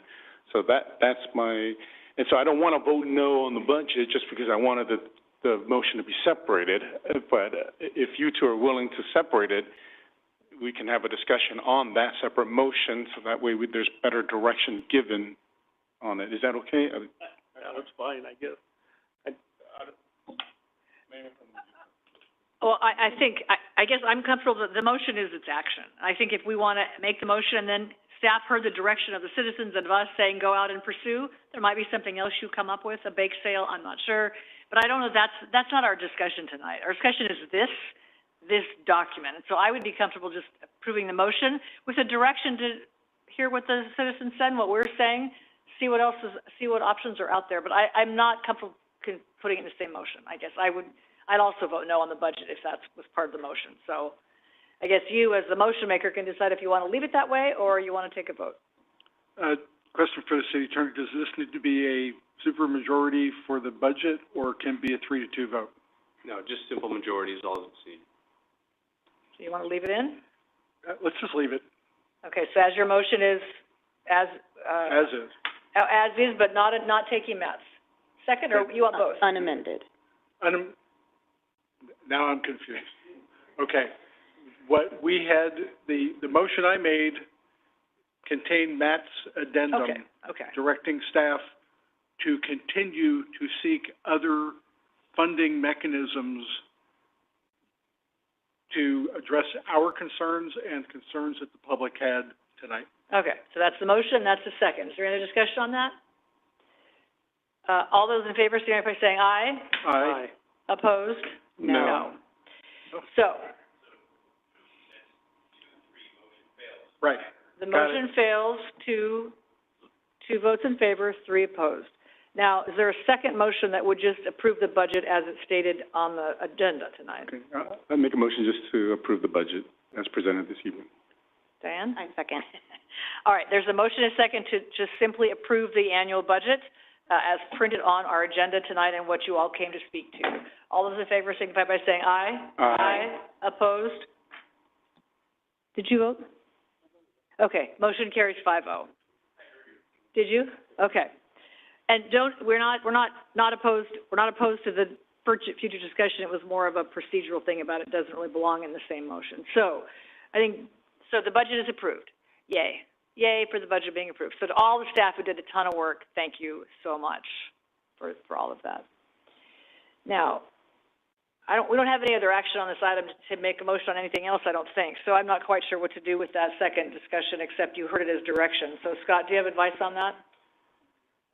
Yeah, there is no additional action taken or needed on that item, but, I mean, I guess if it's not inappropriate, I guess, if there's a consensus from the council to Provide staff direction. Do you want a motion or just a consensus? You don't need a motion. We could do that during council comments, correct? Yeah, we also do it during council comments. All right, so we have that consensus. We will do that in a bit, but I think we're not going to do it as a motion. Okay. Thank you. You can go now. No, I'm just kidding. Go. Make a break for it. Oh, sorry. Okay, you had your chance.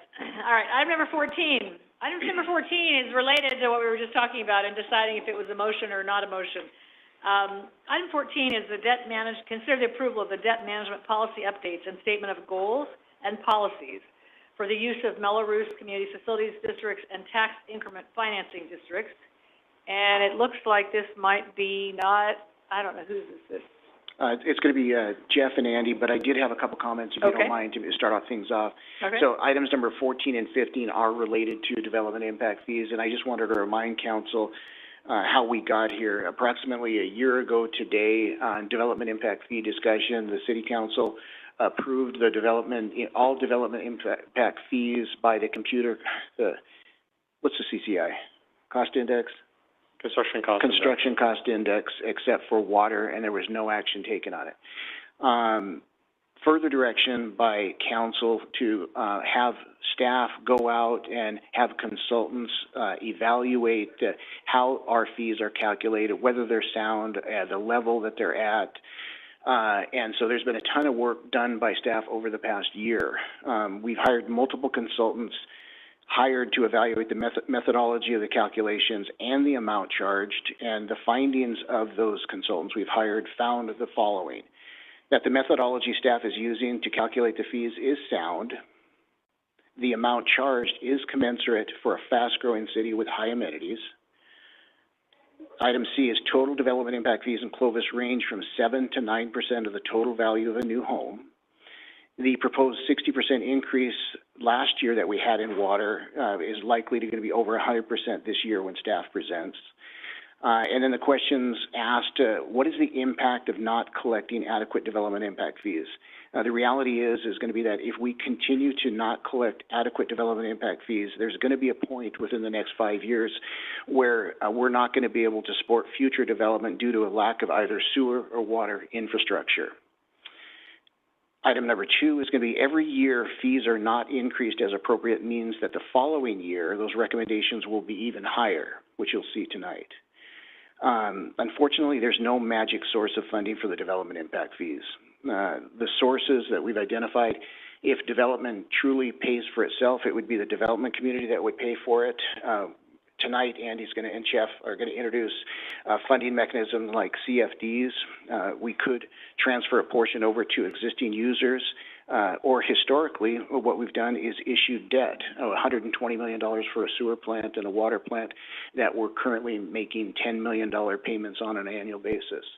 So I wanted to just kind of paint that picture to remind you the direction that you gave us last year, the actions that were taken, the findings of those consultants, and finally turn it over to Andy and Jeff to talk about the use of CFDs.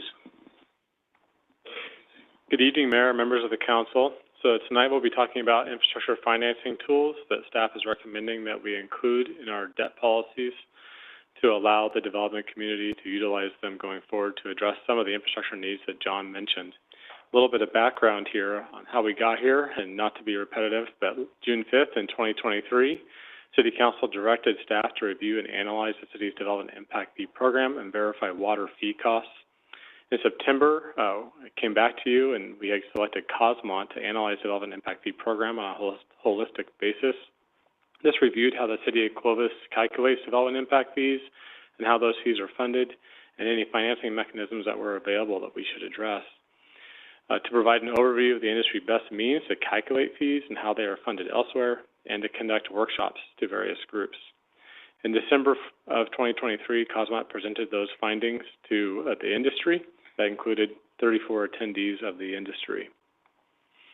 In January, that same presentation was provided to Council, and COSMOT presented that they had found that the methodology staff is using to calculate fees was sound, that the amount charged is commensurate for a fast-growing city with high amenities. The total diffs in Clovis range from 7 to 9% of the total value of a new home, and that was within the range they were seeing in other communities.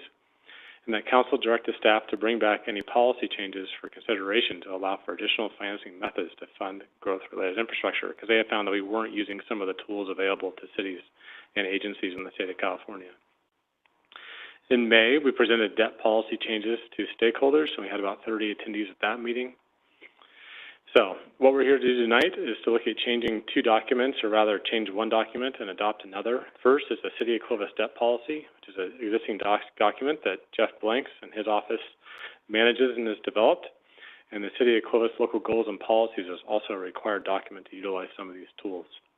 These were recommended by COSMOT, our city attorney's office, who has Constantine, who is on the line if there's any questions. He's a specialty attorney with Lozano and Smith.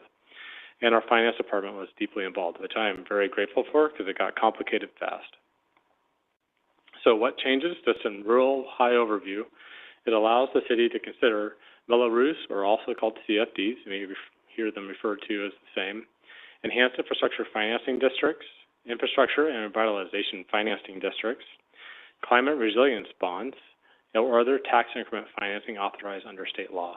Right now, in order to use one of these tools, we would have to come to Council and ask for approval before we could even begin considering them. So the tools, I'm not going to read everything on this slide, but Mello-Roos, or CFDs, it allows for the financing of public infrastructure required for various development. Public agencies facilitate the process, essentially become a debt conduit, and allows private developers to access public financing for the public infrastructure. And then the landowner and developer and future landowners are obligated to pay those. So in summary, there's revenue committed to into the future that allows the developer to go and seek capital financing via bonds, and then the city monitors that to make sure those bonds are paid. Eligible public improvements are pretty wide. There's a list on the right, but typically they have to have a useful life for 5 years, and they can be located outside of that development. You can also fund operations with CFDs, such as maintaining a park, a community pool. Those are pretty typical across the state. In order to achieve using those, we had to make some changes to our CFD statement of goals and policies and include that in the document that's been attached to the staff report. I'm not going to go through everything tonight unless you have questions, but it allows the industry to look at our debt policy and understand how we can function in the CFD if a developer comes to us. Tax increment financing is another group of tools. That is the balance of the tools that were listed at the beginning of the presentation. Enhanced infrastructure financing districts are the state's attempt to replace redevelopment on a limited basis. Infrastructure and revitalization financing districts are meant for infill, and climate resilience districts are meant for cities to handle climate change and other related issues. We also included in the policy that other tax increment financing districts be included. So tax increment, in a nutshell, allows future growth of property tax over a base to be shared back to the project to pay for eligible projects. They're pretty widely used across the state. They're relatively new, these forms of tax increment financing, but they've become more popular over the last, I'd say, 5, 6, 7 years especially. They've been used in a wide array of items, but you cannot use them for operations. Andy, real quick before you go on, is the document that you just showed on the previous slide? Yeah. Can you get a copy of that somewhere? Yeah, it's available on the CalEd's website. CalEd is an Association for Economic Development, and we can get that out to you, no problem. I really don't want to go to, I want to read it in paper. That won't surprise you. You can download it. It's a PDF on their website. Thank you. This is where this chart came from as well, is where they're actively being done. And just a shout out for CalEd. They provide pretty extensive training on these, and our staff has begun attending those over the last 2 or 3 years, and I happen to be someone that they ask to speak at those sometimes. So CalEd's a great resource for anyone who really wants to get into tax increment financing. This is also a little bit of a snapshot from the CalEd book, but it shows what items can be funded with EFIDs and other tax increment financing. It's very similar to CFDs with the exception of operations. One thing to note is that the only money that you can really share, i.e. the property taxes, is the city's share and the county share under state law. Whereas if you remember redevelopment, and some of us were around for that, you could also share the school, which was the dark blue. So all we have left to play with now is the red, the box that I have there. So the dark blue is what schools have, and that is no longer be able to share. So it's not as effective as a tool as it used to be, but nonetheless it is a tool. And we are seeing these layered with Mello-Roos and CFDs for projects that produce quite a bit of revenue to help pay for infrastructure costs. So with that, we have people available that are smarter than me. Mr. Blanks, Jeff Blanks next to me, as well as our city attorney's office is available if you have any questions on the changes to the policy document. Thank you so much. Just a quick question. Who wrote the policy document? Originally, I believe it was Jeff. And then it was edited by our city attorney's office, and quite a few other staff worked on it. I want to say it is one of the best written documents I've read in a long time. It's super clear why it matters, why it doesn't. So kudos to you and all of you that weighed in, and Scott, your team, but it's really well done. So I don't really think debt policy is that compelling, but it was a very well-written document. So thank you. I just wanted to give you a shout out. Thanks, I appreciate it. And yeah, it really was a team effort, sure. you know, all these minds kind of coming together. So we really appreciate it. Really well done, really well done. It is one of the most important documents we have, in my opinion. I'm not sure I've ever looked at this document in 20-some years. So, I mean, I just thought it was super significant about the way it was written and formulated. At first, I was like, well, what are you correcting? Because I don't remember ever seeing the document. So it probably came across a consent item or somewhere. So I just want to thank the team for doing the extra work on this, because I know I kind of pushed on that about a year ago, and I really think the work paid off. So thank you for doing that. All right, enough of that. Enough of me. What other questions? I saw in here that for them to use, or for developers to use CFDs, it's about 200 units for them to sort of sustain it. Is that pretty accurate? And if it was smaller, then it would be sort of the old route where they would just do what we're doing right now? Yeah, due to the cost of the underwriting for bonds, typically it's 200 to 300 units. Are what's normal across the state for the sizes of these to make them pay off relative to the cost of issuing bonds and the underwriting cost. And can two developers join and make it where now they expand, even though the developments may be different timing, whatever, different approval processes? Yeah, CFD is formed based on property ownership. So two developers that own two different parcels, hopefully they're adjacent or nearby, can join and create that entity. And do they have to be adjoining, like in, you know how when we annex in, so can one be in the southeast and the other be in the northwest? My understanding is that they need to be adjacent. Okay. But if Constantine on the line wants to correct me, he can, so. We'll see.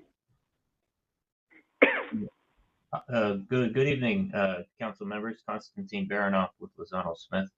Pleasure to address you. The question, if I heard it correctly, was whether or not two property owners may annex into a Mello-Roos district or form a Mello-Roos district and the property is disjointed. The short answer is yes, the properties may be disjointed. They don't have to be contiguous or connected. However, from a underwriting perspective, it makes more sense for there to be some commonality on a CFD where you're going to be issuing bonds. You probably want to have you're trying to tell a story. So if you have property that's totally disjointed, has nothing in common, it's a little bit difficult to tell the story. Yeah, so we do have CFDs right now, for instance, that operate kind of scattered, such as CFD we have for our public safety. So that works, but for a development project, typical is for them to be adjacent. And is that something which the staff will be looking to require, or is that something in which we can't require because the law allows it? What's the direction that you think we are going to lean towards in requiring? My position would be that we would consider any request from a developer to seek a CFD, and they would have to sell those to the market like anyone else. Okay. So we let the market detect that. And can you give an example of, it says here, it varies in size for commercial and industrial developments, and how do we foresee that and encourage that? Because say, for example, in the Northeast, if it's a business kind of park area that's coming through, can you kind of talk about that a little bit? Yeah, most projects are relatively large in acreage for CFD, for residential or for commercial. That being said, a really high-value commercial or industrial project probably has some ability to seek CFDs or other EFIDs as well in order to help pay for public infrastructure. But it would really come down to what are the valuations and how much could the property bear or end users bear relative to making those debt payments. So depending on the cost of the infrastructure, depending on the amount of revenue being created through property taxes and or the willingness of the eventual tenant or owner to pay an annual fee to pay off the debt would really determine that ability.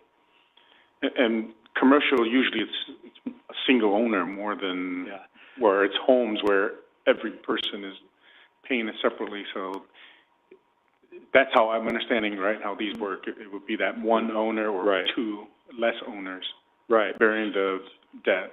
So if you had a large commercial property or industrial property by one owner, that they would be basically using it as a tool to finance costs over a period of time, and they would need to make a decision if that was the best use of capital for them. So it's a great opportunity to seek or gain access to the public markets for both types of projects, residential or commercial. And lastly, what was the reaction from the development community? Were they hesitant? Were they excited? What is their feedback? We didn't get a whole lot of questions or concerns about the debt policy that we were adopting. If anything, there was a lot of interest about moving forward, and I anticipate that we'll have developers coming to us looking to utilize the tools at some point in the near future. Thanks, Paul. Matt? Just to clarify, this is just providing another option for us to use, correct? Yes. So by adopting this, we're just providing another set of tools or options that are out there for people to use. Yeah, correct. So this would be another way to develop capital for a project. It would come in to the city as something that a developer wants to do, and then we as staff and a consultant likely would work on underwriting it to make sure it's a good thing for the city as a whole. Thank you. Thanks, Matt. Others? Drew? Excellent presentation, very thoughtful. Makes complete sense, gives us some financial flexibility. This is a good thing. Yeah, I feel really nice job. I have just one tiny, super annoying comment. What a surprise. Don't laugh, Matt. I heard both of you. Stop it.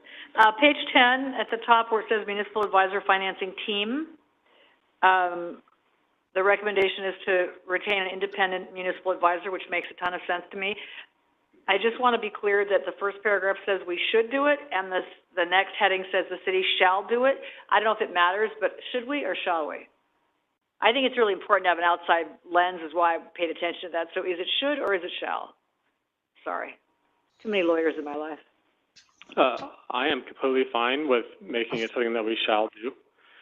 Jeff, was that your intent from a finance perspective? Should, shall? I think the distinction is made that the shall retain is that is. So then the requirement on the municipal advisor is that they're registered, regulated, serving a fiduciary, et cetera. It's really, GFOA is, by and large, you should. It's not necessarily a requirement. We are able to do so either way. I would think in most cases, if not all, we will. But it's certainly up to council discretion if we wanted to change that word. You could live with shall. I think it's smart. I think now we're entering a territory that we don't have tons of experience with, so it just seems to me that it's a smart idea. So I guess I feel good at shall. That's my comment. I was going to add that in very large cities, they have their own departments and they do it themselves. Yeah. So the smaller city like the city of Clovis, we don't have one of those we're definitely going to have a municipal advisor. All right, so we'll change that to shall if there's consensus on that. But otherwise, thank you so much. All right, open the public comment on this item. Any comments or, feedback from the public on this item?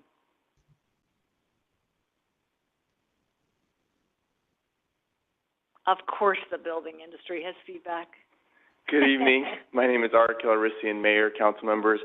I was planning on actually this portion to be part of the next agenda item, but I think it's more appropriate now because part of the reason I feel that we went down this Melleruth research path, which great job to Andy and the team. They really were informative presentations that we participated in, was to see if it could help us with the next item, which was the impact fees. And so being involved in some large projects, we have had discussions about how can we use these tools, but we internally have run up against some issues with other city policies that may not provide as much of an incentive for a developer to come forward and bring a Melleruth to the city. So as I understand it, with capital projects, sewer and water specifically, obviously today the big topic is water, those capital projects are generally assumed to be developed by and funded by the city. And that's why there is contingencies and there's financing tied to it. When it comes to a developer potentially doing some of those facilities, currently, as I understand it, based on the priority that's been set by the council, if a developer, let's say they want to build a well that they need, but it's also part of the city capital project system, they would build the well, which would come at a significant savings compared to the budget because they would be able to do it earlier on, potentially without financing or financing that the city is initiating, and also potentially at a lower cost. So there's a big savings there, but they would have to put in that capital improvement, but also pay the water fee or also pay the sewer fee. So in a sense, up front, it's double the amount. You're paying the fee, but you're also doing the improvement and not getting credits. And in fact, you're getting in line to, you know, basically the debt gets serviced, then capital projects get funded, then you get to reimbursements. And so that makes it challenging it changes the dynamics. It makes it a little bit less of an incentive. Does that mean that there isn't good reason to use it and won't be considered? No, but I think that's an important one to create a situation that would help alleviate maybe potentially the second item, which is how can we have competitive development impact fees. So I think that's an important consideration. The other one is obviously, as John had said, we have limited water and sewer capacity. So if a developer is going to come in and put in major capital infrastructure, but they may or may not be able to use that infrastructure because that's not allocated until final map, that's also an issue that I could see down the horizon. So as a specific project comes to bear, those things could be discussed and addressed in a development agreement, but I think it would also be good for council and staff to think about these things because they're the more practical aspects of implementing these tools. So those are two really great points. Thank you for bringing those up. Other comments on the debt policy?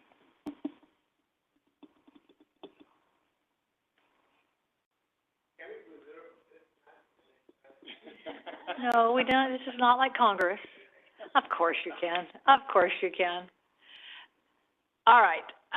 So I don't see anyone else that wants to talk to this particular item. So with that, we'll bring it back to the council. And on the item of the debt policy is the umbrella work, notwithstanding your comments, Erikel, about ways to implement it going forward as we figure this out.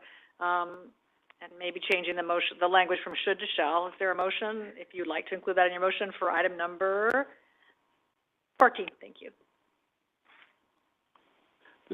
One question, Andy, with facilities, they're creating a CFD or Melleruth for only their share of the water treatment, right? So the first guy is not setting it up to pay for the entire facility and then waiting for reimbursement. Because there's that fee that they're going to pay. So they're creating this so that way it can alleviate some of... So the fees charged to a project are infrastructure costs that could be put into a CFD if the financials work. That then could be paid by future property owners over time. So, but it's their share, and and those fees are determined based on that particular property's share of the impact to the various systems, transportation, sewer, water, et cetera. Okay. All right. That's what. I will go ahead and make a motion to approve, let me see, this is number 14, debt management policy updates and statement of goals and policies for the use of the Melrose Community Facility Districts and tax increment financing districts. Are you interested in changing that word from should to shall? Which will include the amendments as To the stated municipal by, advisor team, yeah. yes, Thank you. as stated by the mayor. Thank you. Is there a second? Second. There's a motion and a second. Is there any other discussion? Just one last comment. I think somebody mentioned earlier, just encourage you to do something with our existing CFD. I don't know what the future of that is. I'd love to understand. It's not really helping us do what it was supposed to do, so I would love at some point a long-range view of what we're going to do with that. Disband it, make it bigger, raise the rates, I'm not sure, but it hasn't accomplished our goal, so just a comment. All right, there's a motion and a second. All those in favor signify by saying aye. Aye. Opposed? Motion carries 5-0. All right. Again, really well done to Jeff and Andy and team. Nice job.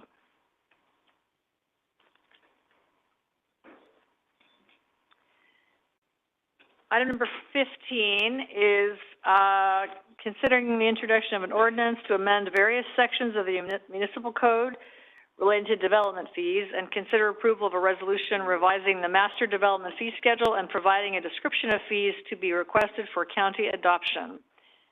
Wow, takes all kinds of you. You don't have a chair, Sean? That's so sad. It looks like it's that Avery and Paul Armendariz, and I don't know if I know you. I'm so sorry. Ronnie Samuelian with Provo Pritchard Consulting Oh, Group. so you're not a city employee. That's why I don't know you. Like, who is this guy? Hello. They will introduce you, I'm sure. And Sean Smith is sitting in the audience.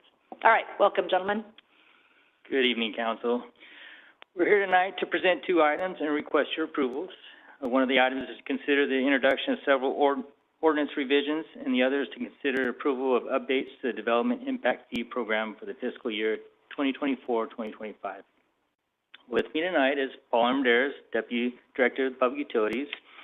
We are also joined by two principal engineers from Clovis and Pritchard, Heather Bashan, who is available by phone, and as you've already been introduced to Ronnie Samuelian, who joins us in person.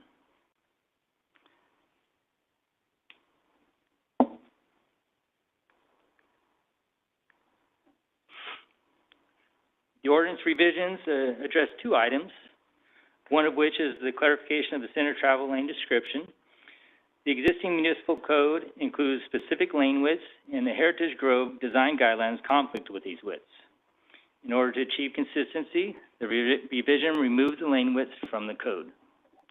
The remaining revisions are related to the Fresno Metropolitan Flood Control District basins. In the past, FMFCD basins were made exempt from fee requirements through code revisions to streets, parks, police, and fire. Undergrounding utilities and water categories were not addressed.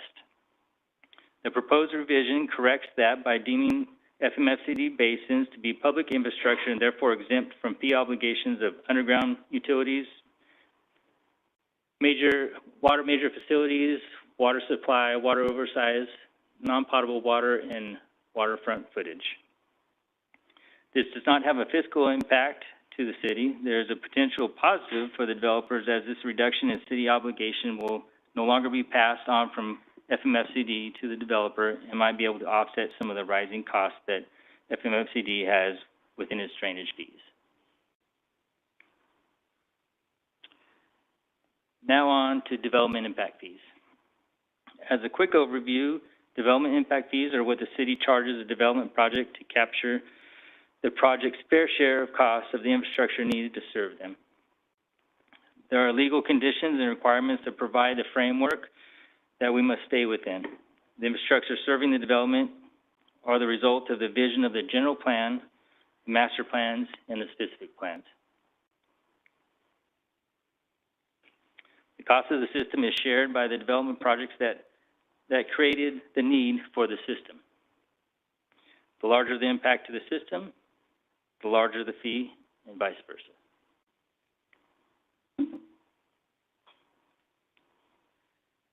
The city uses two methods of adjusting the fee rates on an annual basis. One method is a comprehensive cost analysis, and the other is to utilize the construction cost index, which is also known as CCI. This year, the CCI was applied to all but two of the fee categories, the fire transition fee and the water major facilities fee. CCI does not capture the Clovis market, so we instead use the average between Los Angeles and San Francisco, the two closest published cities to Clovis. The average for 2023 was an increase of 7.7%.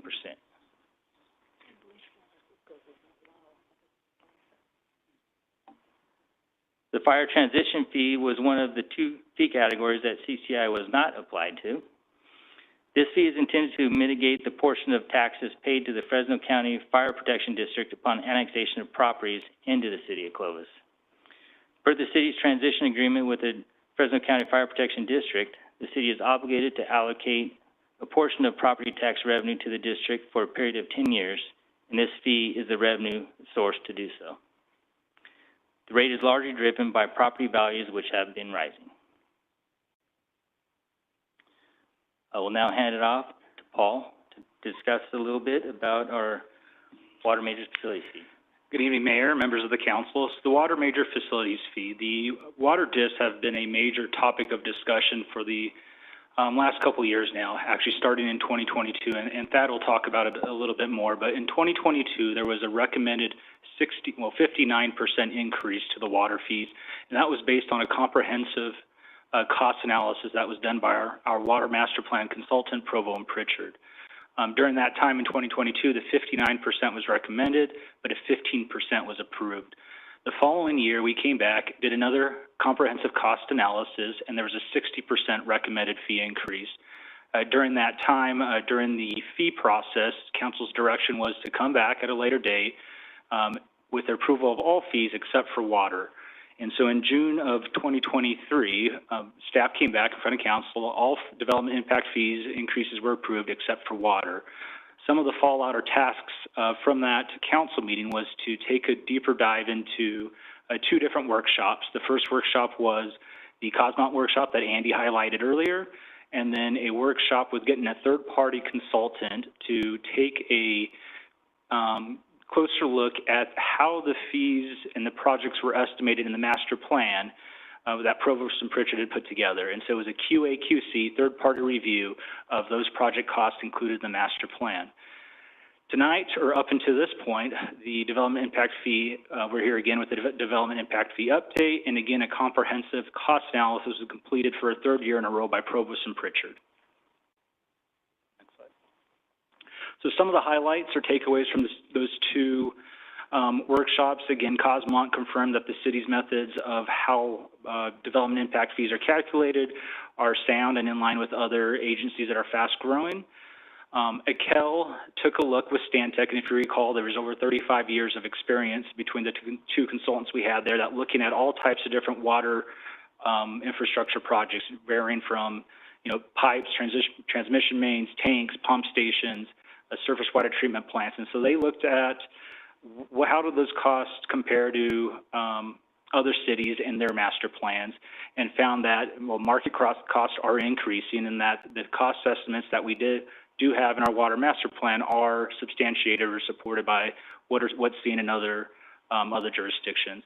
One of the topics of discussion with the development community was contingencies. So contingencies have come up several times, and so ACEL was tasked to look at the contingencies. We have you often hear a 48% total contingency, but really it's two separate contingencies. So you got to remember that one of the contingencies is for construction and market costs, unforeseen circumstances out in the field that you just don't know what you might run into. And then the other is engineering admin, and then we're currently at 18%. So ACEL looked at several other agencies.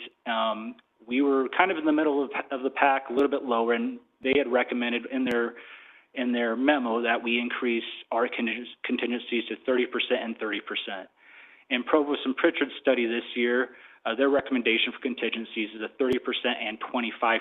So both of the recommended contingencies for construction, market, and engineering and admin are at a higher mark than what we're currently at.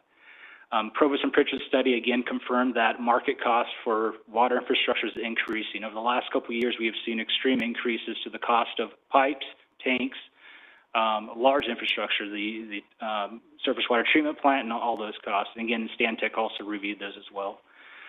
So staff looked at all those factors, and we looked at what could be done to factor in a lower cost of this 104, 105% recommended water fee increase.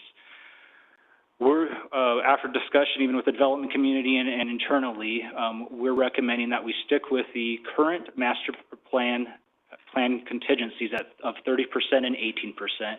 And the reason for that is just to remain consistent with some of our other major facilities in the master plan. So we have our water, we have our sewer, and our recycled water master plans that all have a 30% and 18% contingency.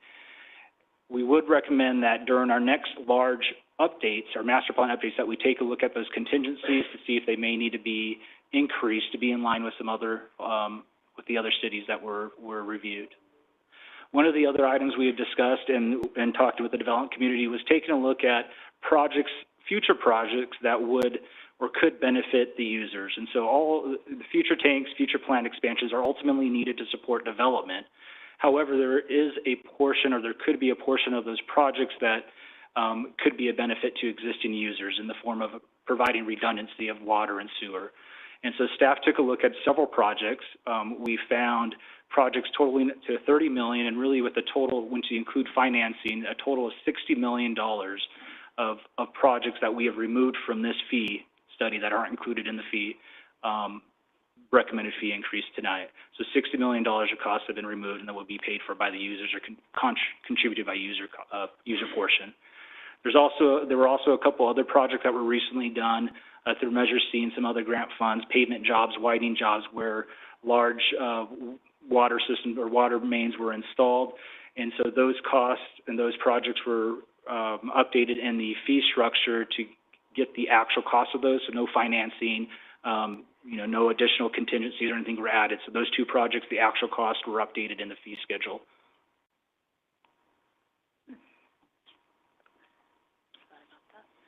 A brief history of the water major facilities fee is based on the 2017 water master plan that supports the 2014 general plan.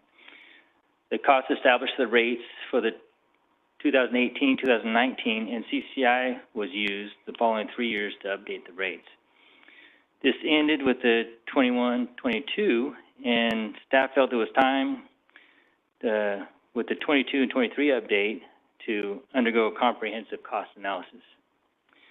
Staff's finding led to a proposed rate increase of 59%, and council elected to cap that increase at 15%.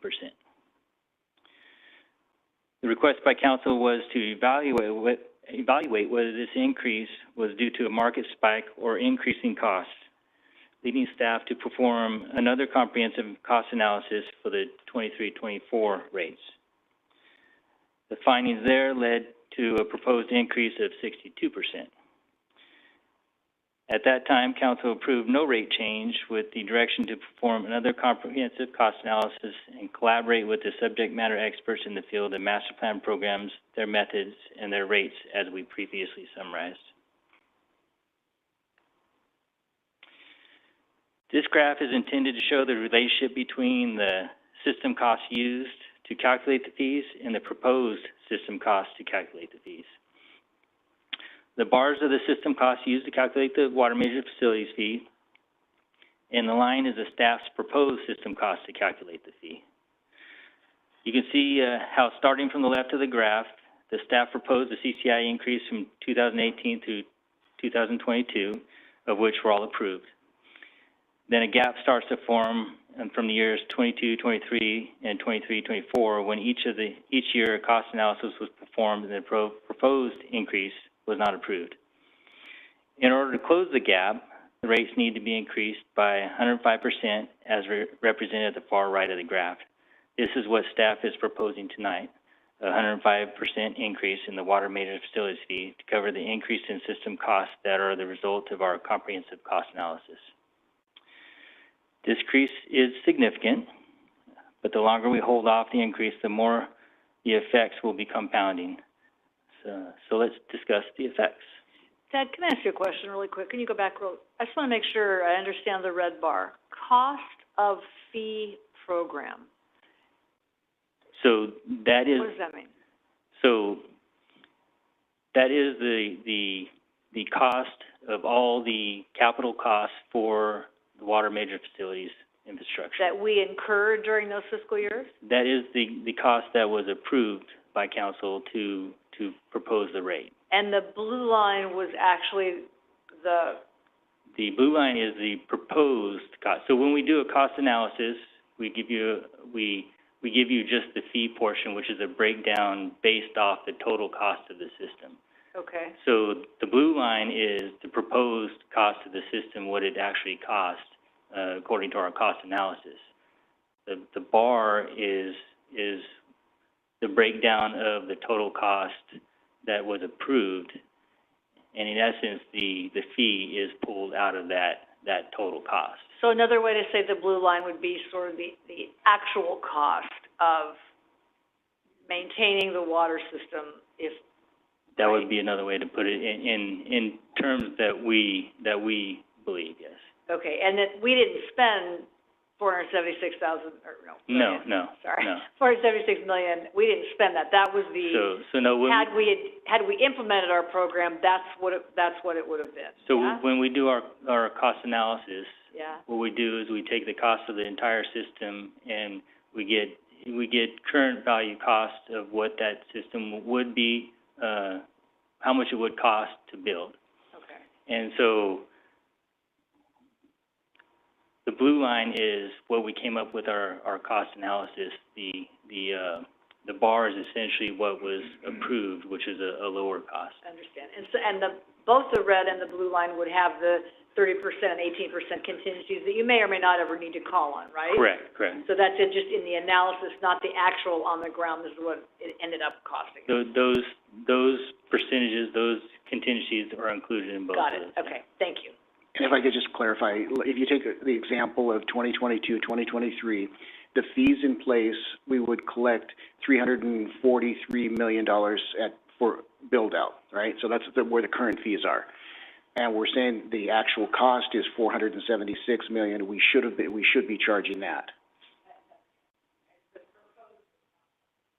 Thank you. That, so 18, 19, 20, 21, we were projecting it very low, and so that's why the fees, or do we not do good projections? So typically, as I stated earlier, we have two options of increasing rates. We can go with the CCI, the Construction Cost Index, or we can do a cost comparison. We presented the cost of the system in the beginning in 18-19, and we pretty much decide that, we're going to do a total cost comparison maybe every 4 to 5 years. And so in between that, we just go with the CCI. Yeah. So at that time, we just proposed a CCI. We didn't do any cost analysis. Okay, but realistically, it would have been higher, that blue line, if we would have done an actual. Yeah, we don't know because we didn't actually do a cost analysis to know for sure. Okay. When we don't do a cost analysis, the only figure you can go off is a construction cost index, which is assuming that that's the rate that costs are going to go up across the board. And it's just this 4 or 5 year when we do the actuals. Right, and the only reason we've done multiple years in a row of a cost comparison is because that's kind of how we've been led to do according to direction from council. Okay, thank you.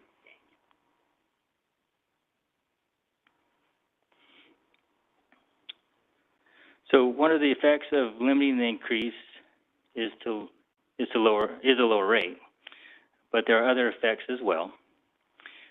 There's existing city debt that must be covered by collecting fees. If the rate is lower, then the future CCI adjustments are going to lag behind accordingly.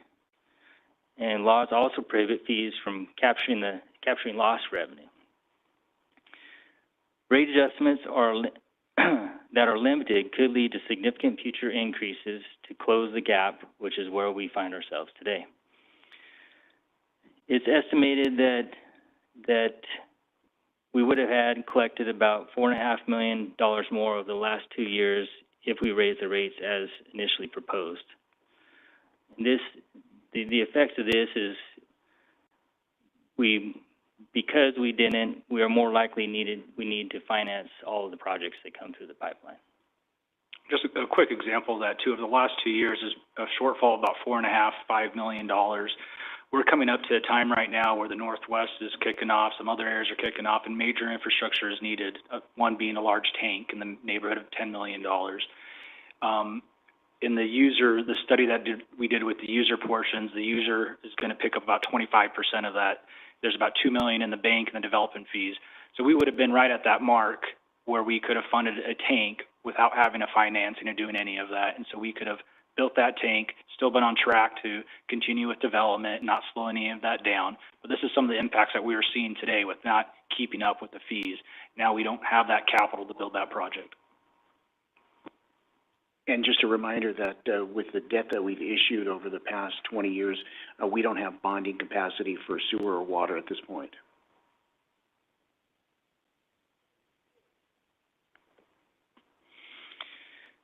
So in summary, all fees were revised by the CCI except for the fire transition fee and the water major facilities fee.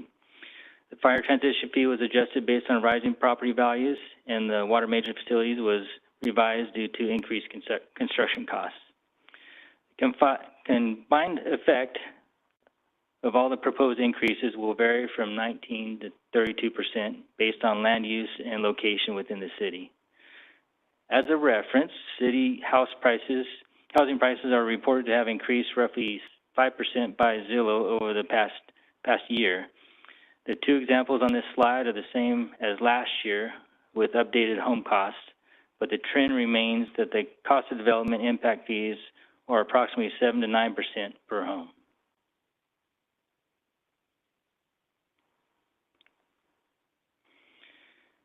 For our public outreach, this process has been going on since June of last year with the Cosmont and Akel studies. Since we received the revised cost from PMP for the fees, we have had 4 meetings.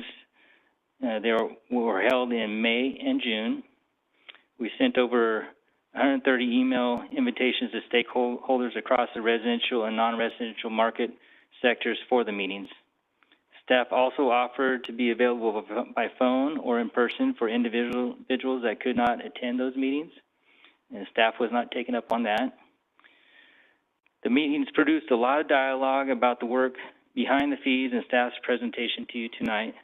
The biggest takeaway from the meetings, though, is that the developers still believe they need more time to analyze the fees.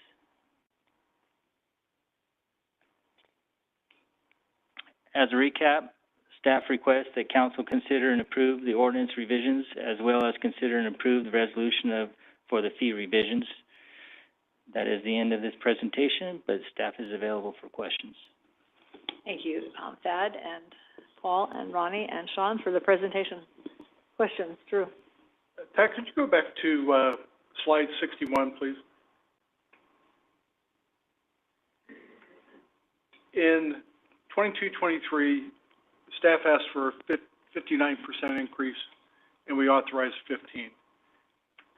The evaluation for 23-24 was a increase of 62% was proposed. Did that 62% include the prior 15, or is that in addition to? It's in addition to. So the 15 was approved, so the 62 would be on top of that 15. Okay, so it'd be 77. If you counted both together, correct. And then going to the next slide, that 77 has now become 105. Correct. Okay, because of projected costs and our inability to keep up with those costs. Correct. And collect the fees. Correct. Okay, thank you. Long? I mean, this graph right here shows how unreliable CCI is. And tonight, you're saying, we're gonna go with CCI except for these two. So should we be doing actuals on all the others?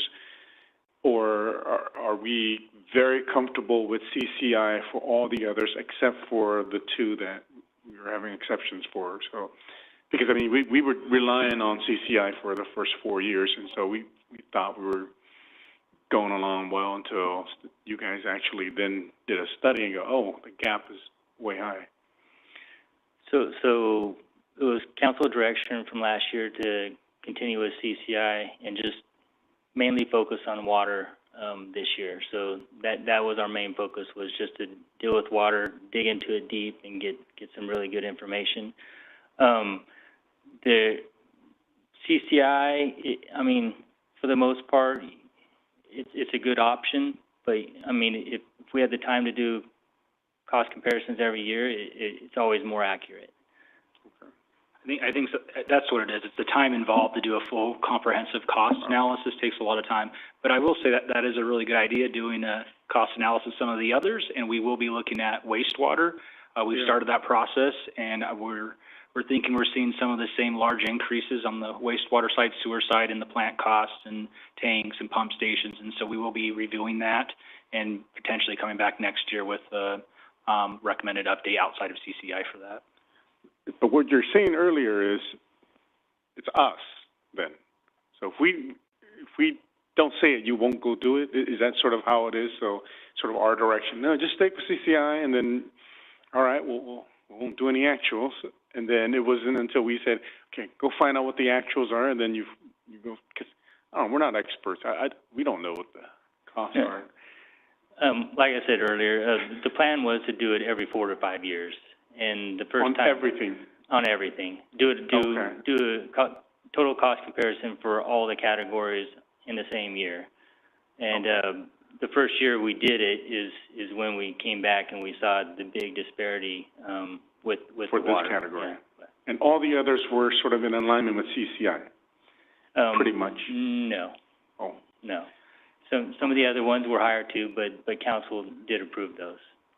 And if I remember correctly, maybe John, you can chime in too. I think back in 2017 or 18, when we first did the fee update, some of the discussion with the development community too was it's hard for them to program their projects with large fluctuating costs every year. And so if we stuck to a CCI 3-4 years, it's a little bit more on track to plan for. And then every 4 or 5 years, we do a large analysis and then adjust with that.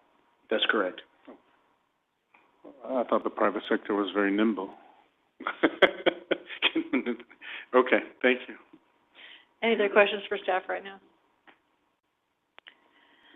I just have a question on how does this tie together with the previous item? Now that we have these other tools available, can you just kind of give us that more broad comparison of here's the development impact fees, here are the other tools, what are the different moving pieces, how they work together?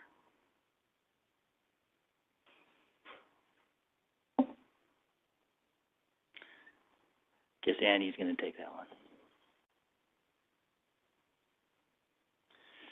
So these fees would establish some of the costs that a project would bear in order for it to develop.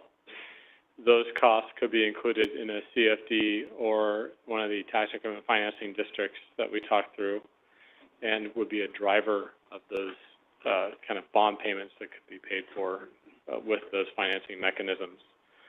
In addition, those mechanisms can also pay for other infrastructure items that aren't part of our fee program, such as a small park in a neighborhood the developer wants to build or something else. So it's a financing tool to pay for public infrastructure, including some of our fee programs. So in a sense, the fee schedule stays the same. The tools are just how to pay for it. Is that? That's correct. Okay. And then my other question is, how does some of the changes that it seems like we're seeing in the northeast growth area as far as anticipated uses for some of the property and everything up there. How is that impacting our anticipated housing numbers in that area? Because my understanding from various conversations is that we're not going to realize the housing units that we've anticipated there. And does that adjust the need for some of the water facilities that we had planned there? How does that impact all of this? Yeah, it could. And one of the other things we're working on right now with Clovis and Pritchard is a water master plan update. And so we're reviewing the current master plan, looking at some of the facilities and where they're currently located, and if it makes sense to split those up in two or do one large expansion at the plant. So those are some items that we're reviewing. What we are finding in a first draft of that is that all those different options are still costing roughly the same, and so I don't think there will be any savings in cost per se. It just will be a location of facilities and where they may be needed to serve where that development's occurring. Mayor, I have one more question. Yeah. Does the expansion of the city, in more sphere, more master plans coming in, sort of that 1,000 acres north of Shepherd, does that then lower because there are more units now put into bearing the fee? Or does it not matter how much we spread this cost? So are you referring to how the general plan is right now? Yeah, so for example, say March, a sphere comes in and then we expand and we're planning for this area. Does that, because there's more units now, you're dividing all this cost, does it lower the overall or not really? As long as those projects are where the general plan is shown, then that major facilities are already included in the master plan to serve those areas. As we're expanding in areas that may not be in our general plan, so we may do a sphere increase, but it won't be in our current general plan. Those are additional units are coming in, but there's additional services that are going to serve those areas as well. And so really it won't be into the next general plan update, in a full-blown master plan update, that we reevaluate where is growth occurring, what are the new SOI areas and areas we're going to share, what are the new unit counts, densities are increasing, densities are changing. One of the conversations we had with the development community was potential future water conservation, and so what does that all look like? And that won't be adjusted into the next large general plan and master plan updates. Okay, so the water master plan was only with the current general plan, the current areas. So the new areas,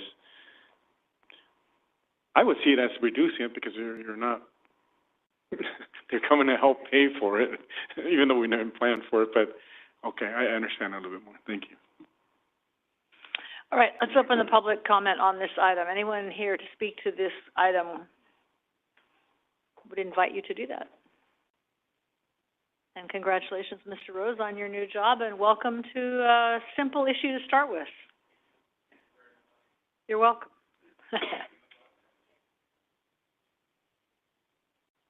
Thank you. Thanks. Yes, day 6, so, want to You could lower... have started with something a little more complicated. I want to lower expectations a little bit here for y'all. The President Madera Building Industry Association is requesting 60 additional days to review before council approves this item. We've really not had an opportunity to validate these numbers. I know y'all have worked very, very hard on that, and kudos to you, but we literally got access to the P&P, Provost and Pritchard's final report on May 29th. And then there was an outreach meeting on the 6th that a couple of our members attended. So we are respectfully requesting more than 4 days to review this because this is a massive impact on our builders. And, I mean, frankly, we're still not satisfied with the numbers and some of the rationale. We just want that explained. We want more time to staff before you guys vote on this item. The second component, one of the asks that the BIA has is with respect to fee credits. We really want to recommend to the city that you incentivize developers to build the infrastructure, and the best method to do that is provide assurance of timely reimbursement in the form of fee credits up front. Additionally, For development to continue to remain in certain parts of Clovis, additional major facilities infrastructure is needed in both sewer and water. And it'd be the best interest of the city, we believe, is to follow a developer build option, building those facilities on an incremental basis. Our goal is to work with you, is to create an environment that will lead to responsible economic development and growth in your city. And I mean, frankly, as I look at these numbers coming on board, my daughters are not going to be able to afford to buy a house here. I mean, 105% increases. I understand rationale, but at the same time, I think that we're approaching unsustainability. That's my opinion, relatively uninformed. But as I look at these numbers and being somewhat familiar with politics and public finance, there's some serious challenges. Eventually, builders are going to go other locales. Our third ask is to provide some level of year-to-year consistency and certainty. The BIA industry is seeking consistency with the year-to-year anticipated fees. Coming back for a bite at the apple makes it really hard for us. Makes it hard for our builders to plan for the future. And then we're also asking that the optional CCI not be implemented this year, and that the fees reviewed and revised every 5 years unless there is a major change to the system, similar to how the city of Fresno does it.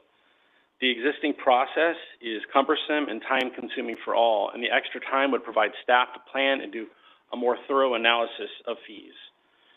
So that concludes my comments. Thank you all very much.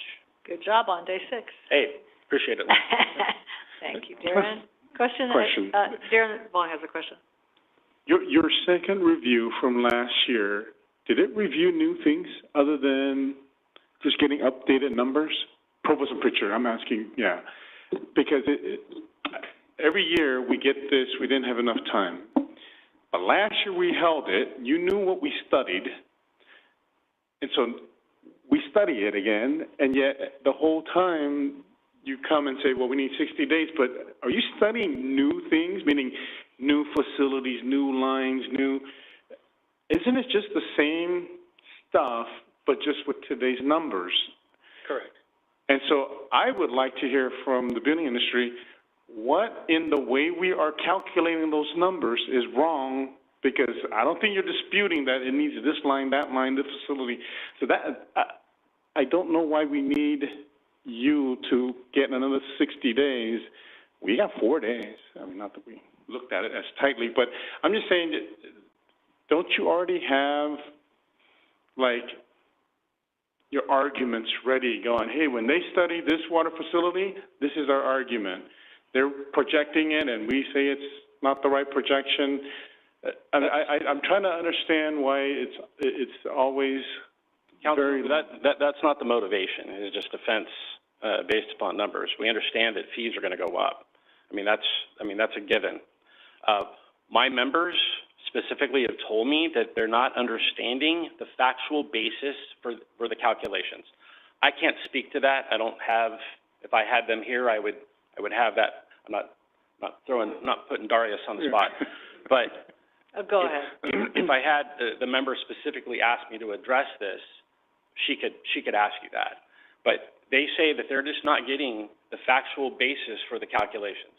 I think one of them was resolved on the 6th. So, yeah.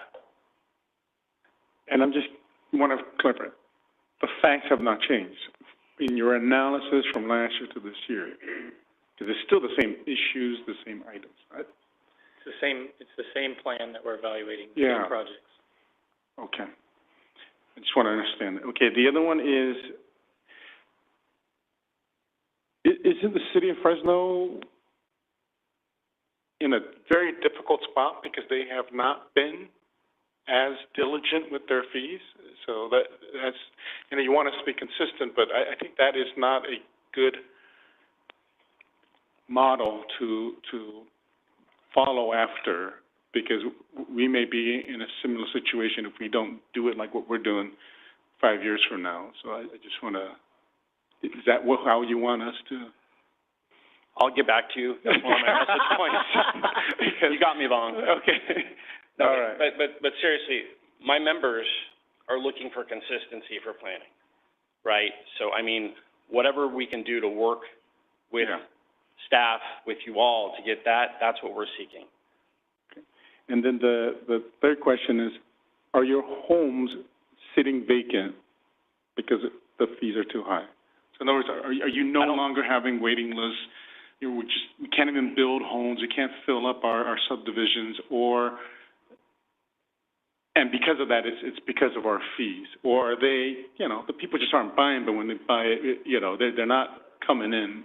So we would love to hear that as well, because if homes are sitting vacant, I can provide this to the clerk, but Mike Prandini printed this out for me, that she can share with all of you. I mean, just in terms of comparison of impact fees, I mean, Clovis, you're at $60,606. In comparison to Fresno and Clovis Unified School District is $42,993 in total impact fees, and that also includes other agency fees. So I'm just saying, I mean, these numbers, I mean, they show a trend here. And I would never doubt the administration of Clovis. I mean, I used to be on your personnel commission. I understand it, but at the same time, this graph, I mean, shows a significant disparity.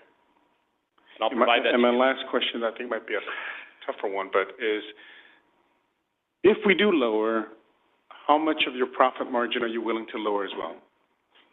Right? I mean, I think it's fair. So if we lower 5%, you lower 5%, and then people can afford more. I think that's a honest question to be able to ask too, because I want you to make a living, but it can't be where, hey, we're going to make whatever X amount, and regardless of what you reduce, we're still going to make that X amount because the homeowner's going to buy. But if we do it, I think the industry should go, all right, we can make a couple percent less. So look, the bottom line, my builders are not flush with cash. Okay, I mean, they operate on tight margins. Everything has to pencil out to do a deal. So, and that goes with financing for a home to developing purchase options, all the different factors that go into the decision making. If it doesn't pencil out, there are no homes going to be built. That's just the bottom line. I can't speak to what our home builders that we actually have in the audience say. Maybe they can address that. But, I mean, there's also the macroeconomic challenges of interest rates. I mean, a lot of factors facing, a lot of headwinds facing our industry right now. Thank you. Sure. Mike, more of a comment than a question. I remember meeting with the BIA and the development community, and I think it was in 2019, And when staff came to us with a 59% increase, we authorized a 15% increase. And staff told us, we are going to fall behind. This could be bad. They were very clear about that. And I think we were very generous with giving an opportunity for you guys to come up with your own numbers too. And the numbers are what they are. And I would not be in favor of a 60-day extension. Sorry, I don't want to interrupt, Council Member. No, go ahead. That's what 60 days can be used for, is for that exchange and that dialogue. It's 2019, it's 2024. Understand that, but the report just came out on May 29th, and my members have not had an opportunity to review it in total yet. Did the report come out on May 29th? May 21st. Well, that's 8 days, isn't that? Okay, but there was also a technical issue with the Dropbox in accessing that report that one of my members told me about. And I would never try and throw Ronnie under the bus. Would you, though? Thank you. No. Thanks, Terry. Leadership. Thank you. No. Question for staff. Things like, because I think the building industry is not wrong on things like fee credits and how quickly we let them access those funds. That's not a new request. We had it not too many months ago. I don't know what developer build options are, but I love the way it sounds, because I think you might build a fire station, which I've been really bugging about for a long time, so that kind of makes me interested in that. So I think there are those options, but those aren't in this package tonight. So if whatever we do tonight on this, can we look at those issues as we go forward as well? Because there's gotta be some, maybe there's other relief. If they build a fire station, we're not gonna charge them a fee, or whatever it turns out to be, or the same fee. So I think there's something about that that's probably worth thinking about. Maybe it's not in here, but why are you smiling, Ron? You should not play poker. Oh, he didn't talk to me about that. I've been saying that for 5 years. But anyway, as one council member, I think those things are interesting. If you tell me they don't work, probably won't believe you. No, I'm just kidding. But I'd love to hear thoughts about that, because there's got to be some other ways to give in this world of fees. And maybe those are two ideas we can think about. And then my other question is this. It is hard, Darren. You've only been here for 6 days. We've been talking about this for so long. 2.5 years of recent memory, not forget 5 years ago. 60 more days is like, really, 60 more days. My question is, if we were to move this along tonight, and in the next, two things can happen at the same time. We can approve it if we choose to do that. You can still talk for 60 more days. And if we need to make an amendment or a change to that, we can come back and do that in 60 more days. Is that right? I'd like to weigh in. It's going to be that the fees are not effective for 60 days. So staff's recommendation is that you approve them this evening. They will not be effective until August 12th, which is over 60 days from now. We're more than willing to work with the industry and take a look at it. If we find something that the industry found, we're more than willing to come back on July 1st, which is the council meeting in July, and we'll continue to work. But staff's recommendation this evening is going to be to approve the fees as recommended. We'll continue to work with the industry and make the fees effective August 12th. Okay. So, I mean, it's not like the conversation will end. I know July 1st isn't also that far away, but it's a little bit more time. So, I mean, it's not like the conversation will end. We can still keep talking about it. Yeah? Okay. Developer build options. Don't know what it means, but I really like that. All right. Thank you. You're welcome. Mr. Orsini, you look like you're ready to make a comment. Is there anyone else? Not yet. Okay. Others to comment? You look so prepared. You look prepared as well. Well, slightly. I wasn't really thinking about commenting, but I just wanted to make a comment real quick. Young Properties is not a part of the BIA, and the BIA is for members. Would you move the mic a little closer to you? Thank you. Thanks. Young Properties is not part of the BIA. The BIA is a separate entity. Yeah. So if you guys do end up having these meetings, if you can just include Brandon and Ryan and myself, be greatly appreciated. I think you ask us that every time. Do we not do that? I do. Sometimes yes, sometimes no, but it's just always great to have it on record and put in the request. Sorry for the times we don't, and you're welcome for the times we do, but we'll try to be more consistent. Yeah, thanks. Thank you. Yeah. And then one more item, though, is just the fees are, I was taking notes as you were asking questions, and fees are affecting us being able to actually make deals happen with new land. And some of the land is actually infill. And so, like, the CCI for the streets was pretty beneficial for a few sites that we may be looking at. But the water facilities is difficult, but I know it's more complex, and just like with the next year update, just would like to be included in some of the workshops, just to get a better understanding of it. Yep, of course. So, yeah, no comment on the water, but the CCI we're cool with, so. Are you saying that infill is maybe different than the rest of the, I mean, we haven't talked about infill in a number of years here. Are you saying that those fees should be reconsidered, maybe thought about separately than some of this other new development, new growth? Because this is really about the Northwest and Northeast. You're not some 10-acre piece of parcel in Barstow or something like that. Is the infill would, you know, I know that when the city plans on doing the reevaluation, infill should be looked at because luckily, I believe, was it Area 2? Area 2 and 3, there was no increase, which was great because there's some land out there that could be developed, and so we were given a few bones. So, well, it's a good comment. Thank you for raising that. Thank you so much. Others. Good evening again. Hello again. And I have been part of all those fun conversations that we've had over the years. I have no doubt about that. You like those conversations. I really appreciate the time just to share some points, and obviously have a really good working relationship with staff, and we've been a part of these meetings and discussions. I know there was some questions about why 60 more days and all that. I think the idea, we all understand that the fees need to be adjusted. I honestly, the whole point of one of the main points of this effort was to validate the top line number, the 700 million. Is that the right number? I can't tell you, there's a lot of detail and assumptions that go into that number. And so I think that's the part where we need a little bit more time, but if we can come back to the July 1st or August 5th, if there is something, we'd appreciate that opportunity.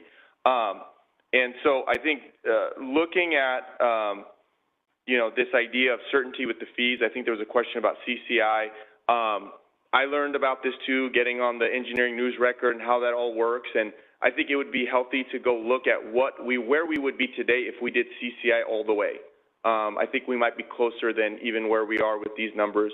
I think that's a good exercise to see, but it does create a little bit of uncertainty in our minds where every year there may be one or two or more fees that are going to get this big jump, and then developments are in a pipeline. There's a certain amount of time. There's assumptions that were just noted that go into the underwriting at the front end. And so, this is one thing, and we may go and put together a deal today, and if the sewer fees are coming next year, and that's another 100% on sewer, we don't know where we'll be, and where will we be in comparison to. So I think there is some wisdom to this idea of updating the fees. The other part of it, I think council member brought up, well, isn't this the same things that you're studying, just we're validating the fees? Well, to that, in one end, I think I kind of always ask this, and we don't really get too far with the discussion, but if something is too expensive, is there another way? So far, nobody's come up with one, but maybe we should try, but it just hasn't happened. That's one idea. The other idea is if we're in a position where we are trying to underwrite these fees and figure out what they should be, and we're working towards validating them, then we got to figure out how to get from here to there. And this 700 million number has, I don't know have the specifics, but a couple $100 million of financing. It has another 100 or 200 million of this contingency and admin. So it's really getting there at the end result and what goes into that. So I think there was an issue of what's happening with the Northeast. I know there's some components of the project that are changing. So it's kind of yeah, we're not going to actually do this plan in this way, but at the same time, we think the budget is right. And that's a little uneasy place to be. And I know we've had conversations and they're going to do an update. So really this idea of having a clean update, you do a general plan update, you do the water master plans, you do CCI for 4 years, then you do another update, that kind of resonates with the industry to give some flexibility. I think the one thing that I brought up at the June 6th meeting, and I understand it hasn't been a long time, but I'd like to bring it out, and maybe between now and August we could kind of validate it, is what is the denominator? So we have 700 million divided by a certain amount of units, and as I think it's 57,500, so I'm looking into this area. So we're taking 700 million dividing by 57,500 units, and then we're going from there. My understanding is this is 80% of the capacity, or 80% of the units that can be served, because there are some limitations with sewer. But part of my mind says, well, you've got 80% of the units paying for 100% of the capacity. And that seems like maybe that's not the right way to look at this. And I know Councilmember Montour brought, well, what if we bring in new areas? So I think my focus, at least for the next 60 days, would be what should that denominator number be? What should we be dividing it? And can we get more out of the system in a way that helps everybody? Because just using 70,000 instead of 57,000 is a couple thousand a unit. I mean, it's moving the needle more than any other one particular line item. And I do think the option of doing some type of using these tools, Mello-Roos, and then that makes a lot of sense. So I'm available to answer any questions, and we want to be part of that process and maybe come back in 30 or 60 days to talk more about that. Yeah, appreciate it. Thank you. Good comments. Others?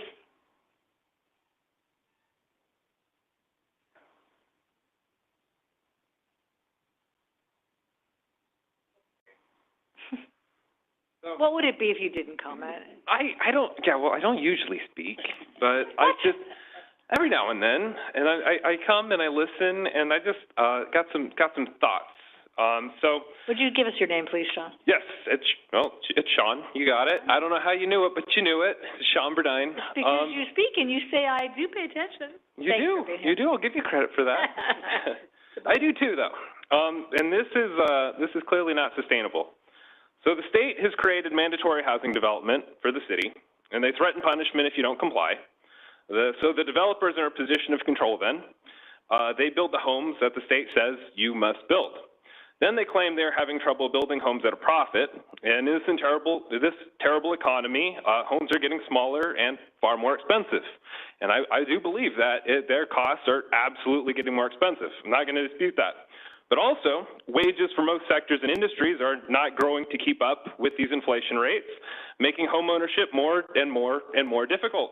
Meanwhile, the city cannot afford to not increase fees either. That's been the common theme for all of these budget meetings. The city also needs more money to continue functioning as a city. Cities across the state are going bankrupt. I even spoke briefly on this last week. Fresno was brought up as a comparison tonight, but they're $40 million in the hole right now. So clearly their budget isn't a great example to work off of. So does our city go bankrupt chasing developers to build mandated homes that people can't afford? You know, I don't really have a suggestion here, but it's obviously not a good situation. So I don't know where we go from here. I'm sorry, it's just what a mess we're in. Thanks for your comments.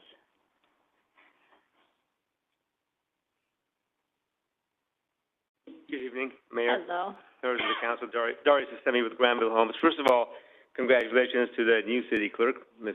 Brianna Parra. Welcome. A great addition to your team. A lot of great comments made tonight by Darren, Julie, and Arkell. I'm going to just echo some of them. When you, Councilmember Bessinger, when you asked, hey, these are the same fees, why do we need more time? I think there was a lot of reasons why we need more time, because some of the math we're not sure it actually makes sense. I'm going to give you one number. And by the way, staff has been awesome to work with, especially that rascal over there. I'm sorry, Mr. Sean Smith. You have an incredible staff. Customer service and flow of information is fantastic. Having said that, one of the line items that we just started digging into last week, your 16-inch pipe cost is $295 a linear foot. Our cost from a few months ago is $155, prevailing wage. So it's about 50% less. There is 7% contingency. We almost never trigger that unless we're going into a difficult infill, old, 80-year-old neighborhood, and we've done those in downtown Fresno multiple times. But by and large, if it's pipe going into open land, almost none needed unless you didn't do your soil study appropriately. But that's just one number. Arkell talked about what is what is the denominator that we have to divide by. I think Councilor Montoya brought that up. If the number that you're dividing by goes up, the fee shouldn't be going up as much. And by the way, we get it. Fees have to be appropriate. We want to pay the right number. We don't want to pay inflated number so that at the end of the day, there is no shock. I think Darren said his daughter, when they're looking to buy a home, at the end of the day, it's got to be affordable. And yes, this gentleman said, you know, developers are in charge, developers are not in charge. I think state is in charge because state often asks you guys to have an affordable housing component like you are going through right now as a result of litigation. And by the way, you didn't sit down and go, how do we actually make this work? You just said, these are the properties that are going to have affordable housing component. And yet, which means what? There's no tools for us to reduce cost. Here's another reason why costs are going up. And yes, wages are going up. And they're kind of doing catch up. Well, we all know $6 trillion was dumped into our economy a few years ago. we're all paying the price in terms of inflation. But we have 105% increase. State wants affordable housing component, which means what somebody else in that subdivision is going to pay more. And I'm going to be respectful of the time, but if I can get a couple more minutes. So, which means that costs are going up without any tools to reduce cost. And by the way, there are tools out there. I don't know if the state needs to get involved with you guys, which is what? Property tax reduction or exemption if you have an affordable housing component for maybe 10 years. These are tools that other states have deployed. I hope that this body will look at our state legislators and go, why can't we have relief, especially if you want more affordable housing? Because all these numbers are taking housing in the other direction. So that's just one number. By the way, in terms of consistency, when we go, fees are going up 100% on the water infrastructure or water facilities fee, so between $7,000 and $15,000 more a home. First thing that I think of is, can I prepay fees for upcoming subdivisions that we have been working on for at least a year or 2 years?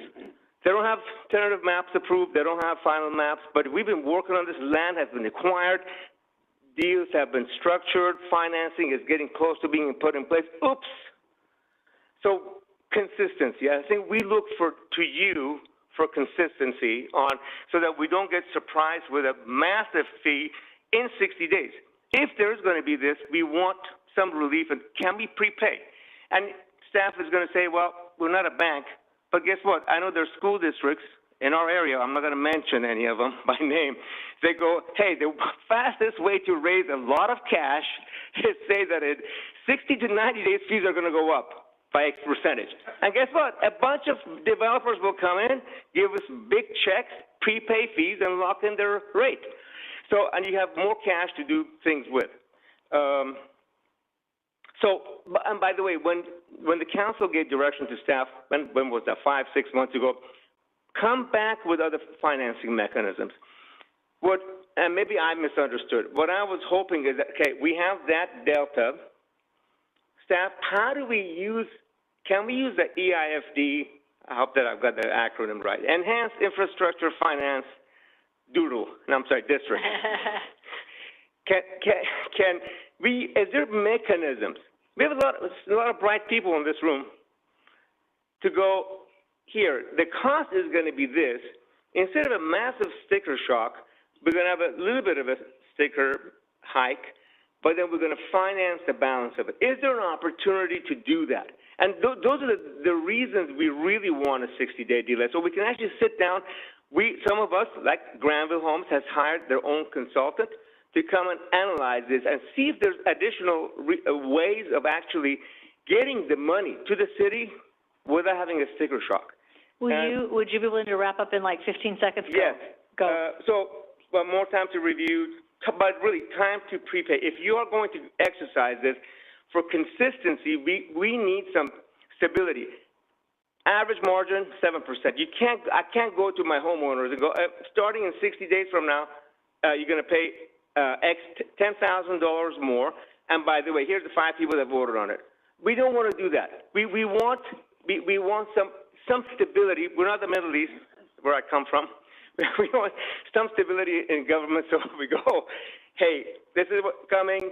You have time, and these are the reasons. There's, again, a lot of brain power. We want to kind of have that dialogue, fine-tune the numbers, make sure the denominator is accurate, but also ability to prepay. You know what? You're 105% over your time, so that's enough. I'm just kidding. Thank you, Madam Mayor. Just kidding. Thank you, Doris. Thank you. Appreciate your comments always. Thank you. I'm not good at math either, but it seemed about right. Thanks. Anyone else wishing to comment?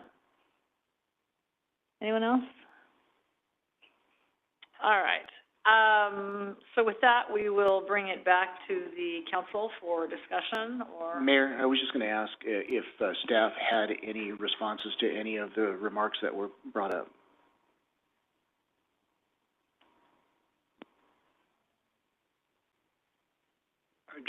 Something to look into on the last point about taking a look at the denominator, and we'd have to calculate this, but if fees are prepaid and front-loaded, I would think then, that there's some of that 20% that isn't going to build out.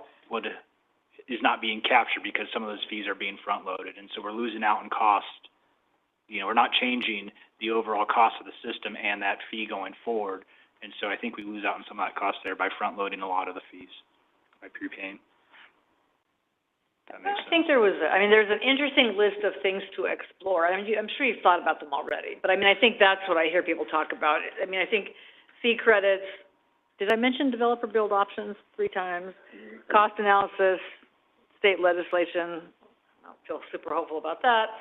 Prepaid fees, you know, what is your consultant going to learn about? How do you, the policies to implement these tools, the EFID and all that, they're great tools, how do you do it? And so I think that's a conversation that needs to happen. So I think that is what we can do in 60 days and 60 days on going forward. I mean, I think we have a pretty good record of working and adjusting and amending. So I think all that's absolutely possible. I wouldn't expect the conversation to stop. So that's just one council member. So let me bring it back here, Drew. We had talked about this coming back before us on August 12th, and the industry is looking for 60 days to be able to crunch the numbers and everything. Looking at, in July, we go dark because staff is going to go on vacation. Blame it on staff. Wait, what? Well, which is going to make it more difficult for the industry to be able to get a hold of a staff member who is taking his or her vacation because they got to be back here in August because their kids are going back to school too. So if we were to, my motion is going to be, but I'm just throwing this out here, if this passes tonight, coming back for it to be ratified on the 9th of September, which is the first meeting in September, would give opportunity for the industry to crunch those numbers, come back with their proposal showing us where our numbers might be amendable, and would give staff the ability to actually have meetings with them because they're going to be physically present. I think that would be a reasonable way of us conducting this business. Do you mind if I weigh in? Absolutely. We're always going to have staff available to meet with the industry.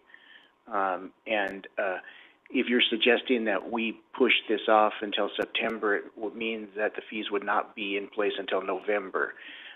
Every day, week, month that you push this out means that we're going to lose additional monies. We're recommending it be approved tonight. It won't be effective for 60 days, and we'll continue to work with the industry.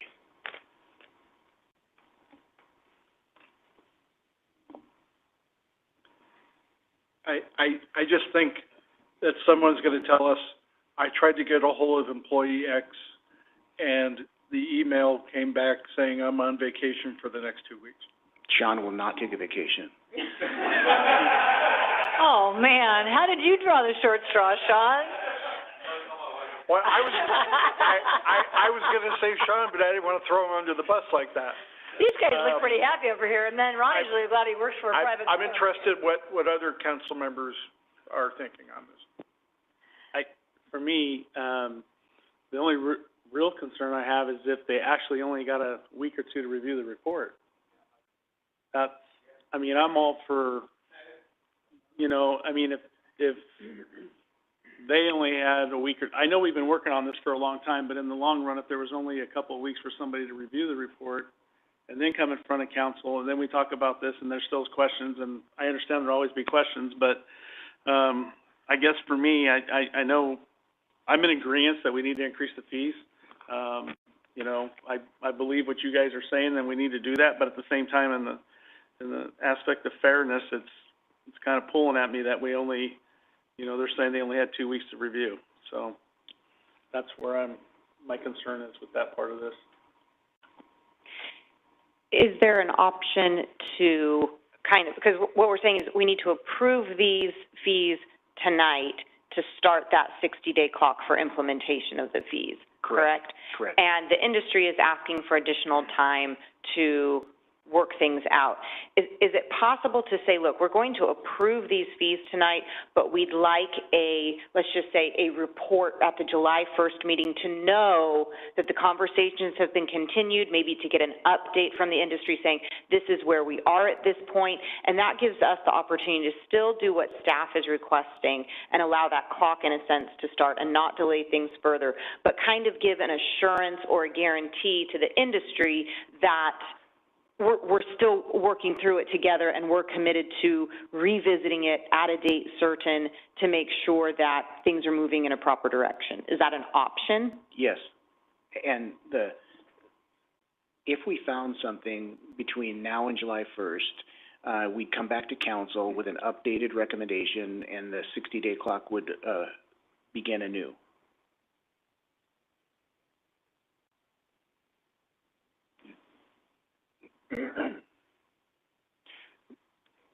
Darius, I appreciate your specific suggestions. I mean, I think I've been in several now. I just look at the 556 when we brought that to you and you had the report, meaning the industry. I think your arguments for that 556 to what the staff has brought to you won't change much. In that, you would analyze it, meaning 2022, 23, 24. So in other words, if you're using the same formulas, it's just that it has a updated dollar amount of the cost.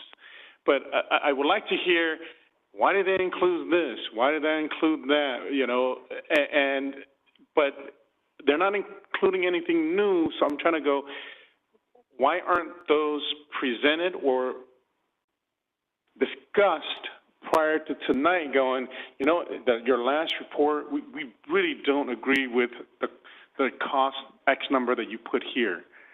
You know, we don't agree with this facility, this line, whatever it is. I just keep thinking those could have been discovered and discussed, so that way those tough discussions could have been made. And then today, I'm hearing sort of the same analysis. Am I understanding it, which is present day dollars? And so that's why it's higher. And so that I would love to hear that, so that way it's just more helpful to the discussion. And so what does 60-day give us? This should have been going on this last year somehow already. So that way when you're ready, they're ready. And I look at it similar to when we do a traffic study for a developer and someone comes in and says, my street, I see a lot of cars. Yeah, but you saw the traffic study. You need to go do your study to try to rebut it. And so we require that, or some of us do, to make it where, hey, it's got to be legit. You just can't. And so I'm trying to get to that. And I look at it and I go, I don't know how. I would love to hear those. It's up to the mayor. I'm pro tem. 1 minute. Not a rebuttal system of government here. No. Go. You just lost 10 seconds for the microphone. No. Did you get that? I'm trying to fast forward. Okay, hold on. The total number of units, we still don't know exactly what that number should be. The sewer numbers limited here, the water numbers could be up here. Arkell just brought that up. Which one is it? And I've just recently discovered that. Should I have gone through, I don't know if that was up for debate last year, but this is a number that was brought up in one of the meetings we had last week or the week before. I think Sean has had 18 of these in the last, I'm kidding, 3 of these in the last few weeks. But this is a number that came up. What does that mean? Why are we using this number and not this number as a common denominator? Those are the things that, by the way, we want to protect the city as well. We want to make sure you guys are using the right numbers so you don't get sued by some of the folks. So we're hiring consultants to come in and go, okay, yes, this number can be, the higher number can be used, and that takes time. And you know, yes, we know we want to start the clock, but we really hope to get an extension so that you don't have to come in and I don't know what the process is. Can you have this and then go back and say, oh, you know what, that fee that we had, this one particular portion of the fee, we're going to reverse that. Does that create more liability on your end? So I think, in my opinion, if you are to delay it, can we at least have 30 or 45 days before the clock starts? Meet again. Let us hash these issues with your awesome staff. 30 days is not going to kill us. Fee may go up 1% more, but let us make sure the numbers make sense to us and our consultants and staff so that we can all be united and go, yes, this makes sense. And please look at the prepay option. Okay. There's a lot of maps that are in the door. Okay, that's up. 59 seconds. Oh, that was not 59 seconds. Did you have a response? You look like you did, Paul, or, yeah. So the denominator that he's talking about has been the same ever since 2018. Yeah. That hasn't changed at all. It's always been part of the process. And that number is the same amongst all the master plans. It's not different between sewer and water. It's the same number used, so it's consistent. And I have one more question. Our fees, you said, is about 7 to 9% of the cost of a home. Has it been around that range since 2018? Or has it been lower, higher? Do you know? I think it's relatively been the same. I'm looking at Sean right now. So doesn't that give you some consistency in the industry? Because you're looking for consistency, and I go, okay, fees are always going to be 7, 8%. And so I'm looking at the consistency argument, I go, we've been pretty consistent. We charge you the same. And so... No. And so I go, you know, you're going to expect, you know, that it's going to be that. I know that the actual number may be higher, but we're always 7, 8% of the cost. And so I think that's some consistency. I'm having a tough time with this delay. The extra time asked because we've been on, and I think the big issue is just water, because I think everything else are more agreed upon. So I think we have enough. We've had enough. All these options. So we have options. So somebody needs to make a motion. We'll see what any of these options stick. Any other discussions on any of this? Do we have a meeting on August 19th? Yes. Okay. I'm ready to make a motion. Please. Introduce various sections of the Clovis Municipal Code relating to development fees and consider approval, revising the master development fee schedule and provide a description of fees to be requested for county adoption, and we will look at that for ratification on the August 19th meeting. And what does that get us? Is that an continuance? It gives them a little bit more time to have discussions with staff. It gives staff a little bit more flexibility where they won't be under the gun to take a couple of days off during the summer, even though John says they're not going anywhere. But that means the fees won't take effect till 60 days after. 6 days after August 19th. So it's only a week. Right, but No. if we approve them tonight, the fees are effective on August 12th. 12th. If we don't approve them until August 19th, they're not effective for, call it, 60 days after that, so you're looking at Mid-October. mid-October. So then you lose August, September, October of revenue. That's I think, am I right about that? Correct. That's the challenge right here. I'm a little concerned that they didn't get the report or access to the report until the 21st of May. Is that correct?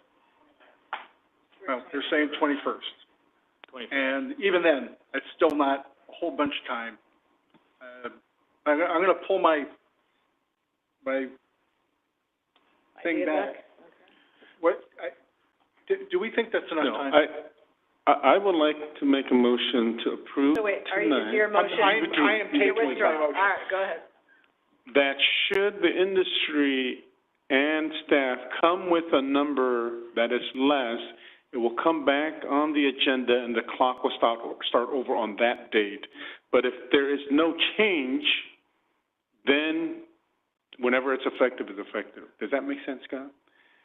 So in other words, if there is a change between the staff and within this next 60 days,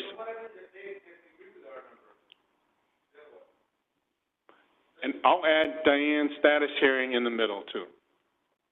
A status hearing... July 1st. July 1st. July 1st? Is that enough? Okay, wait, okay. It's been tabled. Okay, so where are you on your motion? Can we delay the 60 days first to where the 60-day goes a couple of days after your September date, you know? So that, because they want to be able to come before us again should there be a disagreement, and then we would probably hear more details of their suggestions. And so how do we make it where we start the clock, but then we also get a report? You're saying the July 1st, but that may not be giving them enough time to review. Well, the recommendation this evening is for the city council to approve the fees as recommended. They don't become effective until 60 days out, which is Monday, August 12th. And what I'm willing to do is to have council approve the fees as recommended. We'll continue to meet with the industry. If we find anything, we'll come back to city council, we'll report out, and if there's significant differences, we will then restart the 60-day clock. As the schedule has it, the next meeting that we have, short of next week, is going to be Monday, July 1st. And then following that meeting would be Monday, August 5th. So, we'll see where it goes, but again, staff is recommending we'll continue to work with the industry. We have significant meetings with them outside of the small window that we've been talking about, and we should be able to resolve all of the issues, and I don't anticipate, and I look at Ronnie, I don't anticipate any significant changes between now and meeting with the industry coming back on July 1st or August 5th. That'll be my motion. The motion is to approve them tonight with, if should there be any discussions, that there are still 2 more council meetings in between for the staff to come back to us. Yeah. Is there a second to that motion? Second. Just to be clear, we're not just talking about the water fee here. There are other fees so that can progress, right? The odds of us finding anything in any other fee is probably low, and it's really still the water that's causing this angst. Is that right? The denominator, don't talk. Okay, talk to yourself. Turn around and talk to the people behind you. No, I'm just kidding. That's I'm correct. kidding. That's correct. Stop it. All right, so. That's correct. That is, okay, all right. So it's CCI for everything except for the fire transition fee and the water fee. And of course, the focus is on the water fee because it's at a recommended 100% increase. So that's where the discussion is going to take place. So there's a motion and a second. I just want to confirm something. And all the fees will proceed in the 60-day clock. Yes. And in that 60-day window, on July 1, you'll give us an update. And if something is a deal breaker or whatever, we'll pause. Correct. We just pause on water, but we can still implement the others? Yes. Okay. And then we'll do it on August 1st. And by then it should, or 5th, whatever the date is. 5th, right? So that's the motion. And that's the second. That's what you understand. And what's your question? My question is then that means it resets the clock again for 60 days if there is a discrepancy? Apparently on water, yes. And that could go another 60 days? It could. Yeah. But just the water, all the other fees. Just the water. Right. But we can still be 6 months out before we do anything. Well, either way, we based could. on doing it this way. We could. But we're trying to give them the extra time that that I think, so there's a tension here, and I think everybody has the right intention to get it done. Nobody wants to drag this out till next Christmas, so I don't think that's anybody's intention, right? And I guess that ultimately, if there's a kind of an impasse and we can't reach agreement, we're going to proceed because we're going to make this motion now and we're going to go forward and we'll figure it out at some other point. But I think that's where we are, yeah? All right, motion, second, clear? Don't talk, just nod. Nod. Clear? Oh, stop it. All right, motion, second. Any other discussion? Very quickly, I think this council was very generous when we were asked for a 60% and we gave 15. So there it is. Oh, I think we did that 2 years in a row. Yeah. So you saved 30% in 2 consecutive years. That's 60% of the fees that you saved over 2 years. I know it's all just to clarify, it was 0% last year. Yeah, 0. Oh, 0. So we're all doing our best. And I think we all want to build the best community that's better than anybody around, and we think it's worth the price. So all of that to be said, motion, sickness. Motion second. All those in favor, signify by saying aye. Aye. Opposed, motion carries.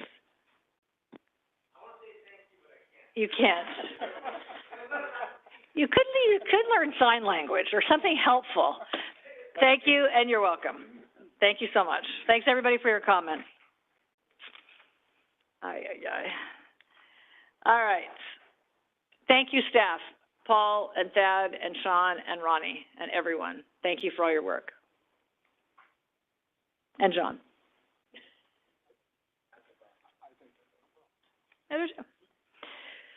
Okay, our last item tonight is consider a resolution in support of Initiative 23-0014A1, the Homelessness, Drug Addiction, and Theft Reduction Act. Staff on this is Mr. Holt. Real quickly, I'll start it off. In the agenda packet, we actually had the initiative number wrong. I want to point that out. The actual initiative number is 23-0017. A is in Alpha 1. And with that, this is basically the Prop 47 fix. I'd like to go ahead and turn it over to Councilmember Basco, who requested this item be placed on the agenda for recommendation that the City Council support a resolution in support of the initiative. Yes.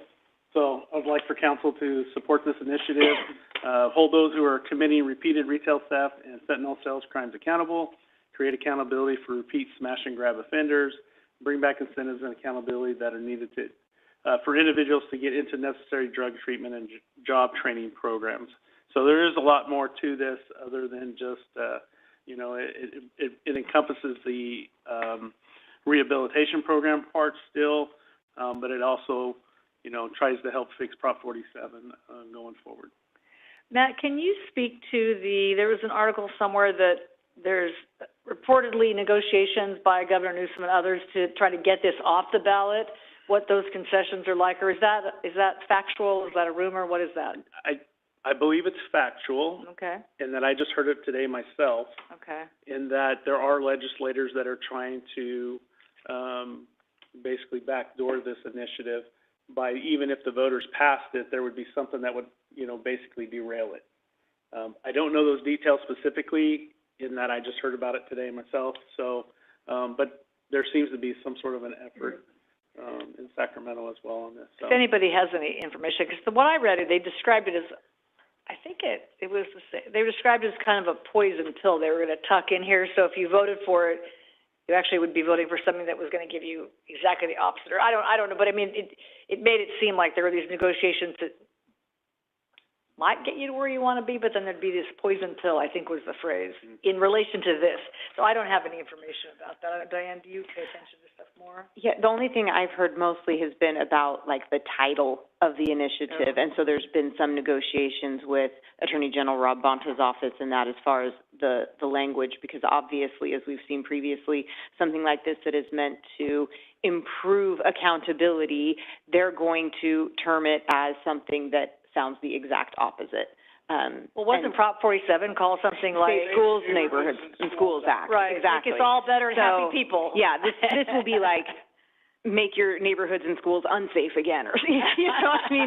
So my understanding is that at least that's some of the negotiations. There's certainly possible more things going on, but I know that was at least part of the concern. I guess my question is that part of our advocacy, that we really want it to be on the ballot as the signatures were gathered in support of it, right? That's the point. That seems like the point. All right. Thank you, Matt. Any other questions for Matt or others? Will this be sent to show that we are listed someplace, or because I want to make sure it's more visible than just our resolution here? Yes. Okay. Yeah. Thank you. Vista Group was working with this as well as the district attorney, Lisa Smith-Camp. So we'll make sure it goes to where it needs to go, that gets up there to Sacramento and shows the support. I know we've already supported it. Yeah, I think in concept. Yeah. But this will at least help support it as well. Public comment. Those in the audience wishing to speak to this item. I know there's a few.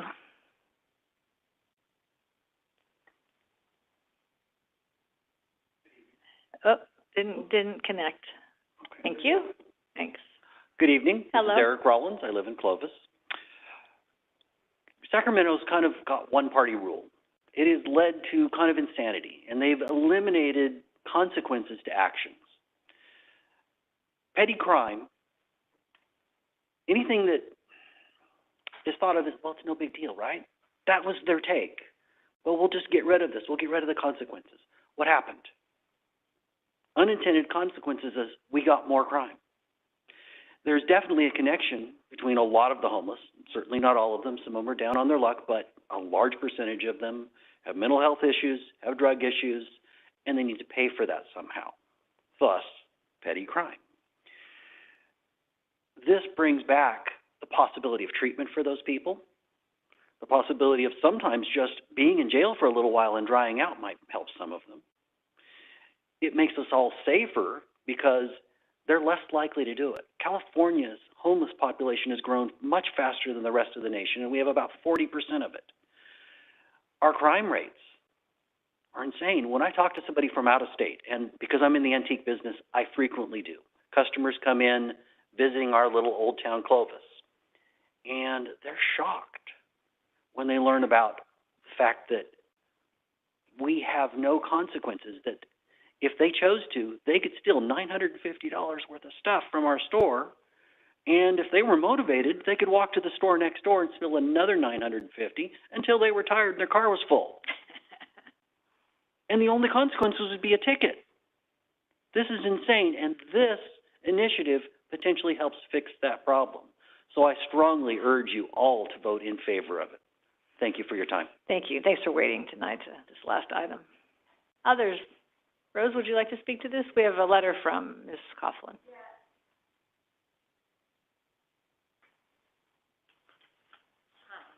Hi. Hi.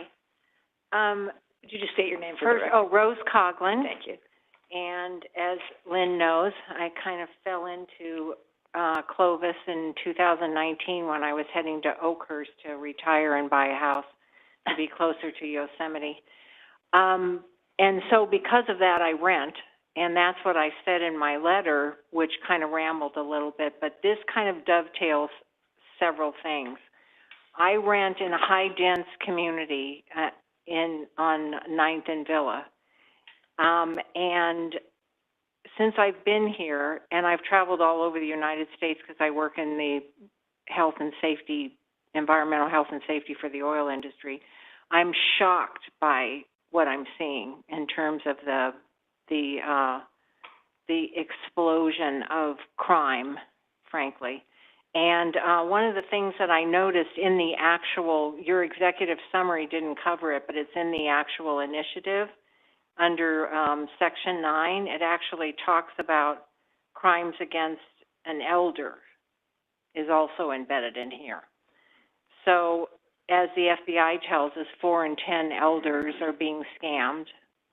And so I believe that this kind of dovetails with your revenue sources and also your pushing down the expenses to stakeholders, because my point, because of all this, because we're identifying so much crime, I actually believe that you should be pushing it down to stakeholders such as the owners of these high-density apartment commercial properties. In mine, they will not allow us to have cameras. So the only way we can catch someone is to actually expose ourselves by holding our camera in front of us and jumping out and trying to catch somebody dumpster diving, porch pirating, stealing mail, et cetera. And so that's why I'm here today, because not only do I want to try to defend your budget so that you're not spending all your time, with dispatch, but that we actually have this initiative so that you can actually prosecute. And then I think it would give everyone incentive to actually try to catch thieves more. Thanks for your comment. And I appreciate that your last sentence in your comment is interesting. So you're talking about sales tax and small percentages and all that. Your rent has gone up in 4 years, 39%. I mean, that's a huge amount of money. Well, and by the way, just so you know, when I did contact them regarding, because I not only deal with public safety issues, I also deal with code enforcement issues. And when I called the fire department to get them to come out and actually enforce the code on fire lanes, and we got garages cleared of flammable liquids, et cetera, in a dense community where we're attached, which is you know, small families and elderly. So if you really want to help vulnerable populations, you would help these dense populations. I actually got written up 3 times that next week. So it's one of the reasons I've stayed there, because there's a group of people, and we are actually a form of a community watch, but it's informal, where we actually have cleaned up our neighborhood because of a group of us, most of which are elder, former law enforcement, former fire department, former FBI, me and from the oil industry, and we actually are the ones who have cleaned up our neighborhood. Nice. Yeah. Thank you for your comments. Appreciate it. Rose, I have a question. Yeah. Yes. If you want to put a Ring doorbell on, your management company won't let you do it? Okay, eventually we are going to, I'm gonna work my way in here to that, but I actually think what they're doing is illegal, because they're actually telling us we can't have cameras, which means that if criminals want to find a place to rent, that's where they rent. Who's the management company? Royalty Management, and the owners live in San Luis Obispo.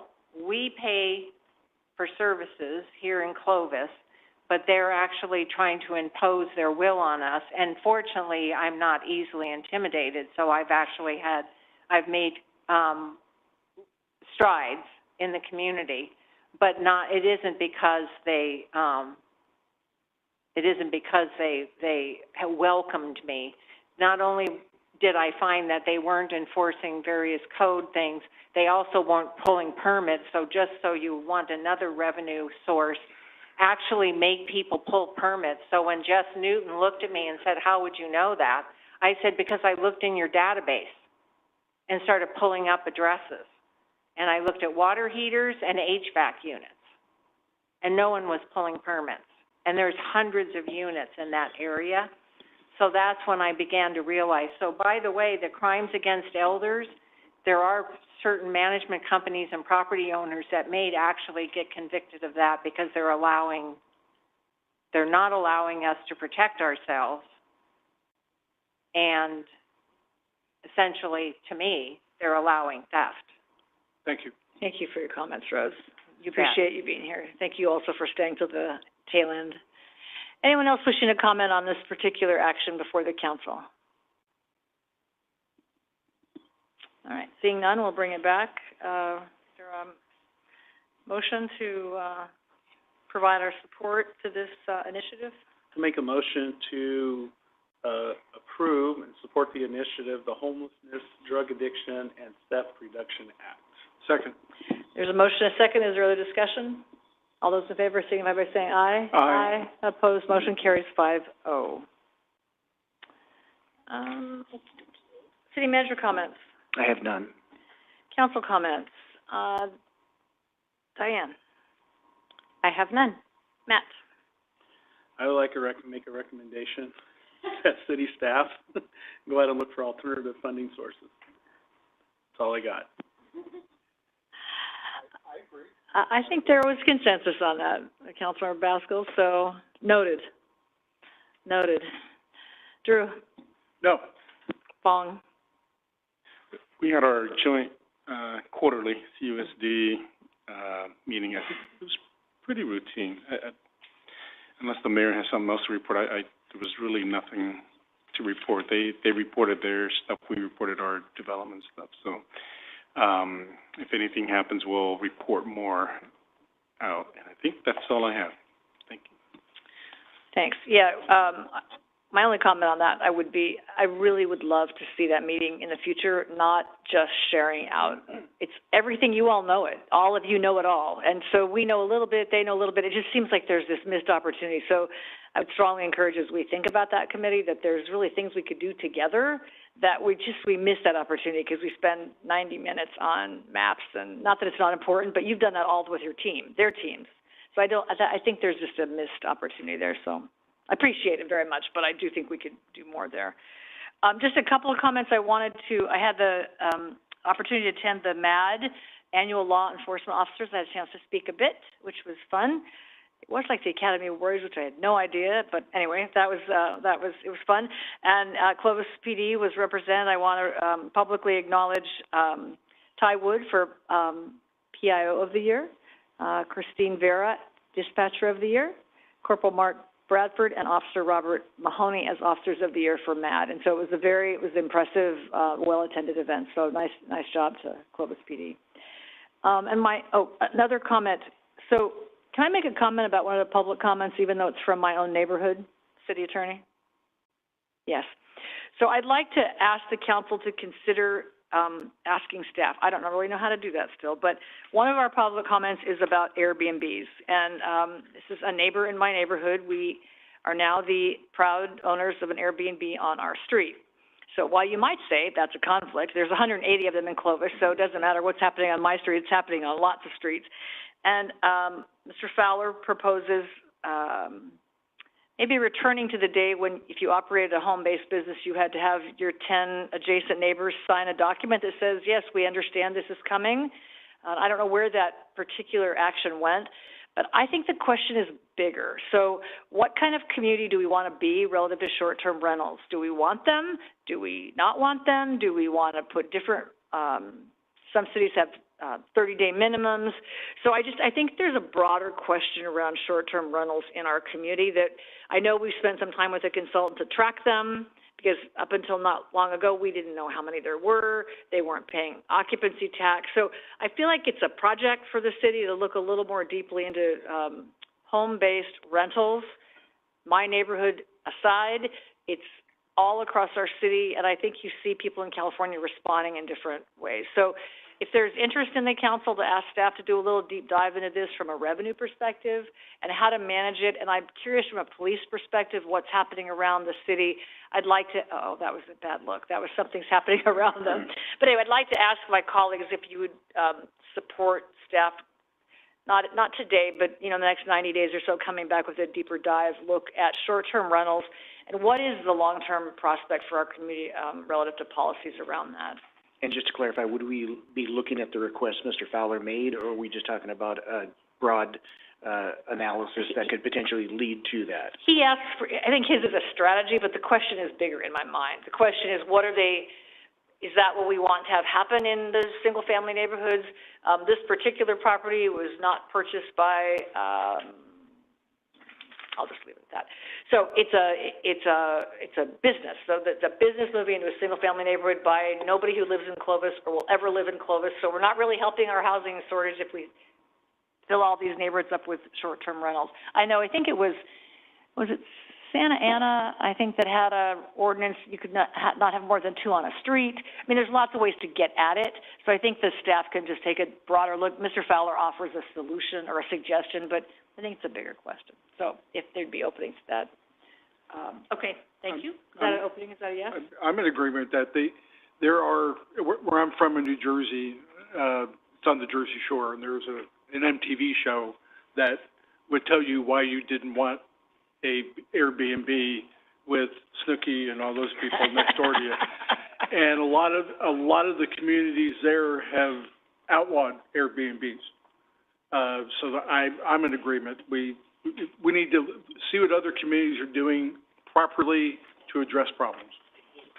Did you say Snooki in public comment? Like, you're on the record for the rest of your life? Mayor, can I add one more thing? Yeah, you bet.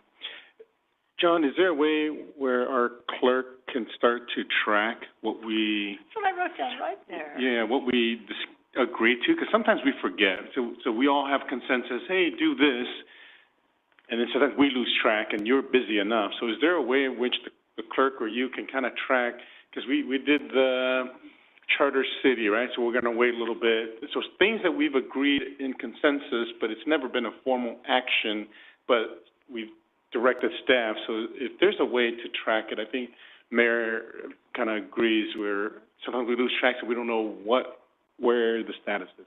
So just FYI, we do track those, and they're recorded in the minutes, that the council, it was the consensus of council direct staff to 1, 2, 3. And then it's just a matter of having staff follow up on it. And going back to going back to a charter city, my request was that we wait until after the election in November. And so it's a manual process, but it's recorded in the minutes, and then I'll agendize as something coming back after the election. I think, though, what I call this kind of the CRM for the council, because we raised all these things, and I forget. I mean, I could think of things we raised. The CFD we raised tonight. We raised the budget process tonight. We've talked about advocacy in the beginning, always having a standing advocacy item. That, so it doesn't have to all happen, but I think if there's just a way that the clerk could capture it in more action-oriented, you can keep the spreadsheet, but if we could see it, because I don't remember, when people come back and go, I was here 3 weeks ago, do you remember? And mostly we go, no, we don't remember that at all. So I just think there's probably, the volume is probably too much just for you to keep a manual list and we forget what we asked. I don't know if that makes sense to the rest of you, but.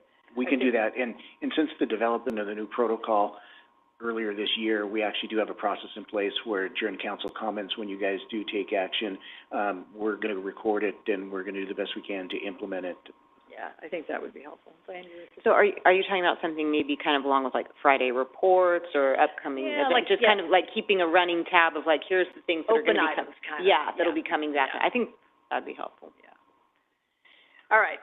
And with that, I think that concludes our meeting for the evening, and we will adjourn into closed session, and we will not take action. Correct. Very short update and no action is being Thank you, requested. everybody.